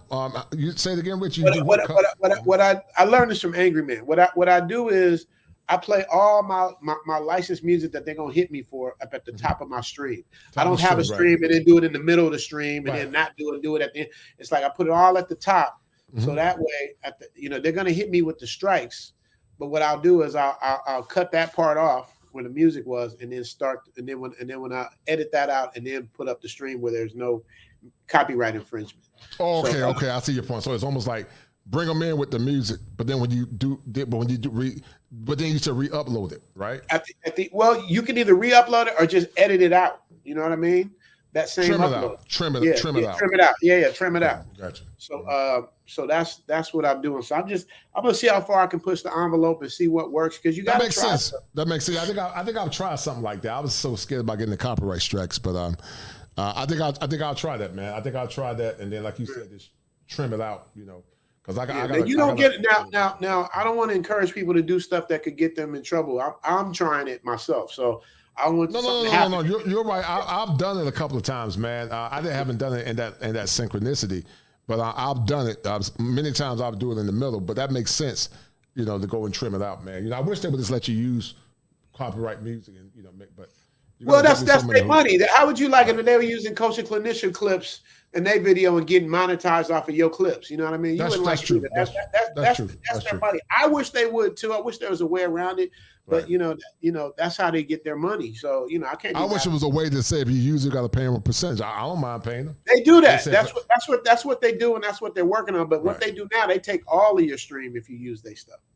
Or now they're working it where you do a partial. Like, I don't really understand how this shit works. Like, it's like all I know is you got to skate on thin ice. And even though this is the land of freedom of speech, you better watch what you say, because you say the wrong thing, you will get snatched down in the land of the freedom of speech. So yeah, man, freedom of speech ain't free, brother. Yeah, it ain't free. Shout out to my man Byron Hammer for the 2. Thank you, brother. He said that both of you guys are essential to the space, no doubt. I appreciate it, man. And being around brothers like Richard, man, makes it all worth it, man. It makes it all worth it. And I realize, man, this, you got to get creative, man. But I got some stuff up my sleeves, man. I'm gonna be chopping up with you in the background, man. I might even come on a new channel, man, that I got up my sleeves, and this is to be my baby on the side, man. But I'm gonna do something totally different to get my paper. Speaking of my baby on the side, Greg, don't be talking about my baby Courtney. He called him the snake whisperer. Courtney's my baby. I ride or die with Courtney, man. Courtney's my girl. I ride with Courtney. Yeah, man. That's my girl. Yeah, I met Courtney in person. She's tall, man. Is she? She probably taller than me, huh? Hey, she might be your height. She might be your height. She thought she was. Man, she had on shoes, high shoes. She was about 5'7" 5'8". Oh no! Give me my inch. I need my 5'8". I need my 5'8" Kosher Clinician. I need every bit of my 5'8". I might lie and say 5'9". Shit, it depends on how I'm feeling that day. Somebody lie. You crazy, man. You crazy. But listen, Richie, real quick, man. Thank you for coming in, man. I'm about to go to bed, man. I'm tired, man. The show was decent. I wish we had a bigger show out, but it is what it is, man. I'm gonna keep grinding. I'm gonna figure this thing out. Hey, you gotta quit doing that. Why do you put that on yourself, man? People might watch this later on. You don't know. You can't get discouraged off of good work. As long as you enjoy your work and your ride or dies, the Byron Hammer TVs, right. 10 hours, all the people, right. Top guns, like, you know what I mean. These guys, they rock with me too, and I love them. You know what I mean? It's like I say this all the time, man. I would much rather have quality than quantity. You know what I mean? I really don't give a shit. Like if I got to rock with, twice as many people and half of them is haters, it's like, I don't want that energy, man. I just like to be happy and have fun, bro. It's like life's too short. So I don't got time to be beefing, going back and forth. I'm not going to duck, an issue, but I'm definitely not trying to get on YouTube to be on the bullshit. You know what I mean? Oh, yeah, no doubt. Yeah. Same here, man. Yeah. I mean, I say what I got to say when I need to say it, man. But But I'm the same. I guess it's that Leo in it, man. Us fly signs got. Yeah, I know you. Hey, Coach Kanisha, you get this work. Coach Kanisha tell me you get this Work. Hey, Coach, I know it would be something you wish you could get your hands on, man. I know you do, but that's what they do, man. They keyboard gangsters. They bad as a mother behind that computer, though. They yeah. I had one, man. But that's what it is. The same one that was talking junk to me, you've been talking junk to me. Hey, I don't deal, he don't deal with me now. But I mean, because it's like you got to remember that's what gets them up in the morning, man. That's another reason what I mean by the slave mentality. It's like, why are you trying to attack people that's trying to do something positive? See what I'm saying? If I'm getting on throwing up my threat and I'm all this and I'm F everybody else, I get that. But I'm trying to encourage people to live better. You're trying to encourage people to think better. And it's like, what is the harm in that? But that's where their life is. That shows you, where they're that unhappy that they got to shit on somebody being happy because it makes them happy. Right. Think about that. You're a psychologist. You know what I mean? Think about that. You got to be unhappy to try to put all that unhappiness on everybody else, man. So it is what I pray for. It's a myriad of issues, man. But I ain't gonna worry about them, man. I'm gonna keep flying high. You see, I got my Eagles, man. I'm representing my Eagles like that. That's what Eagles do. I ain't never seen Eagles with a red Eagles though. Which Eagles is that? Oh man, no, that's NCCU, man. That's North Carolina Central, man, incorporated. 19. Oh, North Carolina. Okay, I always thought you was North Carolina, blue and white, Michael Jordan. No. It's both. I went to NCCU. Oh, then he gonna stun on me with the hat. Yeah, Where's man, my LA hat? Where's my LA?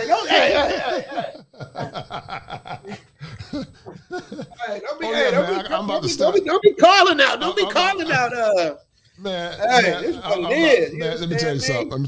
I went to undergrad at North Carolina Central, man, but that's a historically black college. But I got this when I was in Harlem, man. I paid about $220 for this hat, man. It's called Flame Toppers up in Harlem, man. Somebody try to mess with your hat, they can get that work for that hat. They can get this work, man. They touch my hat, man. I put Yeah. All right, brother. I got to get to work, man. I got to start my day. You about to go to sleep. Thanks for waking me up, KC. Listen. Harvard in the pillow. Listen, man. I appreciate everything you do, brother. Nothing but love, man. Nothing but love and respect, man.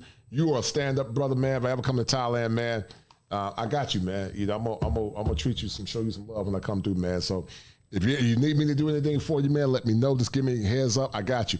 I have never forgot you. I know I don't be on your stream like I used to. I'm just busy. I've been pumping out. If you know me, man, I'm pumping out. Sometimes I'm pumping out a show a day, man. Yeah, that's what I'm saying. I wish I have enough time in the day. Do they yellow check mark your shows? Because I get yellow. Yeah, that's normal. It's normal. Okay, that's normal. The only way. So this is what you can do. A lot of times you can put it as you can put the show as private, I believe, or unlisted. But it's a process. Because like you said, well, are they trying to blacklist me or something?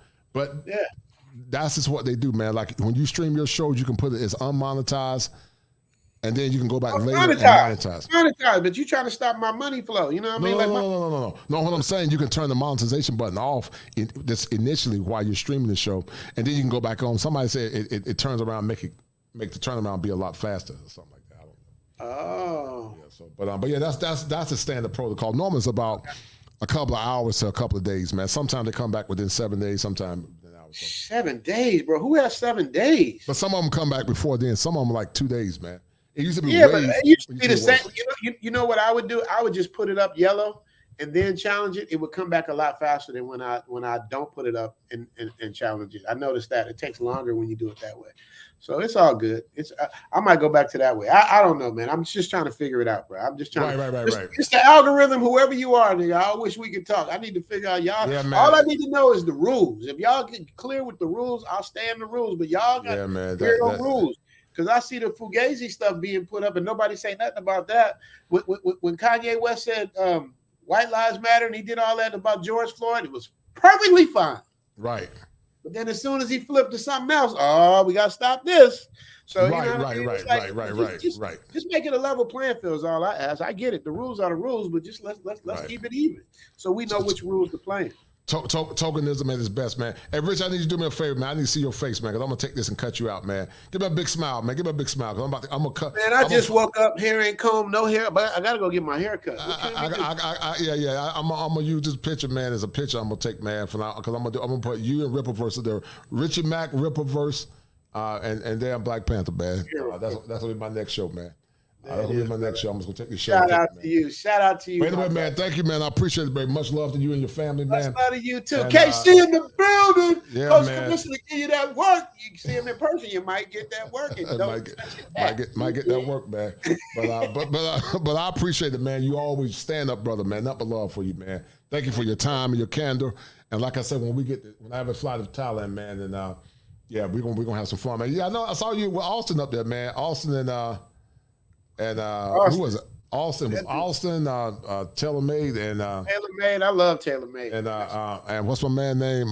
Big Boss Real Talk. I saw you guys. Big Boss, yeah, man. He was. I don't know where he is now. I don't know if he's back or not. I was back in the States when he was out here. Our schedules kind of conflicted, but I don't know where he is, man. Shout out to Big Boss. I was surprised, man. Some of the top people were so dark, man. Some of them were like black people. Some of them. Man, I tell people all the time. That's another thing too in my consultations, because I do my consultations. I think one of my first consultations, one of the guys that you introduced me to. To my James Turner. James Turner, yes. Yeah. James, you know, if y'all really into the melanation and y'all really want a dark woman that's maybe with maybe non-African but dark, take your butt to India. They got the most melanated. Mm-hmm. They look like that with straight jet black hair. They be melanated for real, like dark, darker than Coach and Clinician.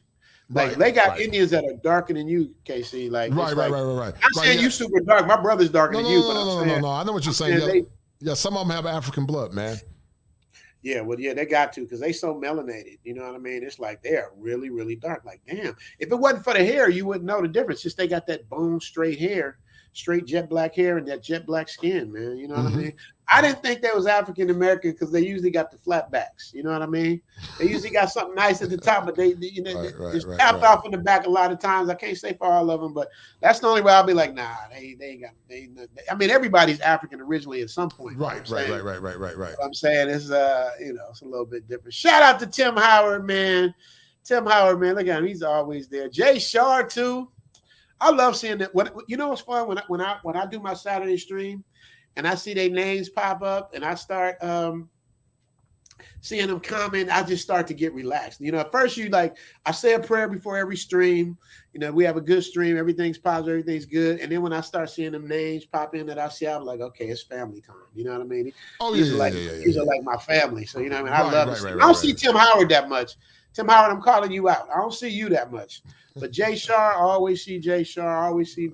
Is it Byro Hammer or B-Ro? I always call him B-Ro Hammer. Byro Hammer TV. Byro Hammer, man. You know, always, him, Top Gun, man. Always there, man. I love it, man. And a lot of these brothers always showing love, man. I'm going to be honest with you. It's the brothers like, you know, the James Turner, the Byro Hammer TVs, Top Guns, the Alton Prayers, the Tim Howards, the Bakers, Andrew Baker, and all. Yeah, those brothers, man, make you go hard in the paint for them, man. Those are the brothers that make you say, you know what, you be like, man, I'm sick of doing this mess. Yeah, you say, you know, I'm gonna keep going for the brotherhood, man. Because those brothers always show love, man. And I'm grateful for those guys, man. Because like I said, man, this damn YouTube work. There's a lot of work behind doing this stuff, bro. A lot of work, man. Hey, man, remember Jesus only had 12 disciples. You know what I mean? So be happy with your 5 or 6, whatever it is that you get, man. If I got me some riders, I'll take me a few ride or dies over a million weenies. You know what I mean? So it's like, so it is what it is, man. I like real people. It is what it is, man. Yeah, and you a real OG, man, and ain't got nothing but love for you, dog. Sir. You too, brother. Nothing but love, man. But anyway, man, go ahead, man. Do your thing, man. Get you some noodles. I'm gonna try and get a little bit of more of a nap. I'm gonna try and go back if I can. I don't know if I can now that I'm wound up. Eldon brought me my coffee, so now that I'm wound up, I don't know if I'm gonna go back to sleep, but I'm definitely gonna try, brother. Yeah. I got to get ready. KC. Have you seen Black Adam yet, man? You seen that? Black who? Black Adam. What's that? The Shazam movie, Shazam, Black Adam. Is that good? Is it good? I haven't seen it. It's supposed to be good, man. I don't see any movies, man. I don't even watch my Netflix account I pay on every month, man. I'd be so busy doing this. I don't need it, bro. I don't have time for nothing, man. This thing consumes me because when I'm not working on Zoom to Thailand, I'm working on Zoom to Thailand live. I got a live mix for with my Patreon members, and I show them a little more spicy content on the Patreon, and then I do the live. Like, I really literally have no idea what I'm gonna do. I just know that the mix is gonna be good, and then I'm gonna show what I'm gonna show, and then we're gonna talk, we're gonna chop it up. And it usually, man, it's just a blessing. It usually comes out cool. We have fun, man. But I just gotta learn to cut it down. You know what I mean? Like, I'm trying to get like under 2 hours, because nobody's gonna sit through a 4, 5, 6, 7, 8 hour live stream. They're just not gonna do it. No, they're not. No, you're right. And so what you have to do, like you say, it's not wrong with that. You just take that 3 hour show and just cut it and make shows from that show. But where do you cut? See, I know how to cut the beginning, but where do you cut the end? Where do you, you know, because my shows, I don't know about your streams, but they don't start getting good till like, 3 hours in. Then everything starts cooking. So it's like I got to really figure that math out. You know what I mean? Or how to make that work. You know what I mean? So it's all good. We'll make it happen. We'll talk, man. I ain't gonna hold you. Get you some, man. Get you some rest and get you some food, bro. We'll make it happen, man. Thanks for coming in, man. All right, brother. Shout out to you, brother. No doubt. Be good, brother. Be good, Rich. All right, guys. My man Joseph Turner said Black Adam won't disappoint. Well, I'm gonna check it out, man. But anyway, guys, signing off, man. It's been a long stream, man. I love you, brothers, man. Thank you to the brothers that tuned in. And guys, we are signing out. Be good. I'm tired of America, so I'm hitting Richie on the net. I got the tickets, that's a bet. We need the link, my brother set it up. Damn, I didn't had enough. Ooh, I won't lie. Can I get a little shake with them fries? My skin tone is matching your eyes. Black men, you know we like them thighs. And baby, she can do it all. Your land is my land. Cut through.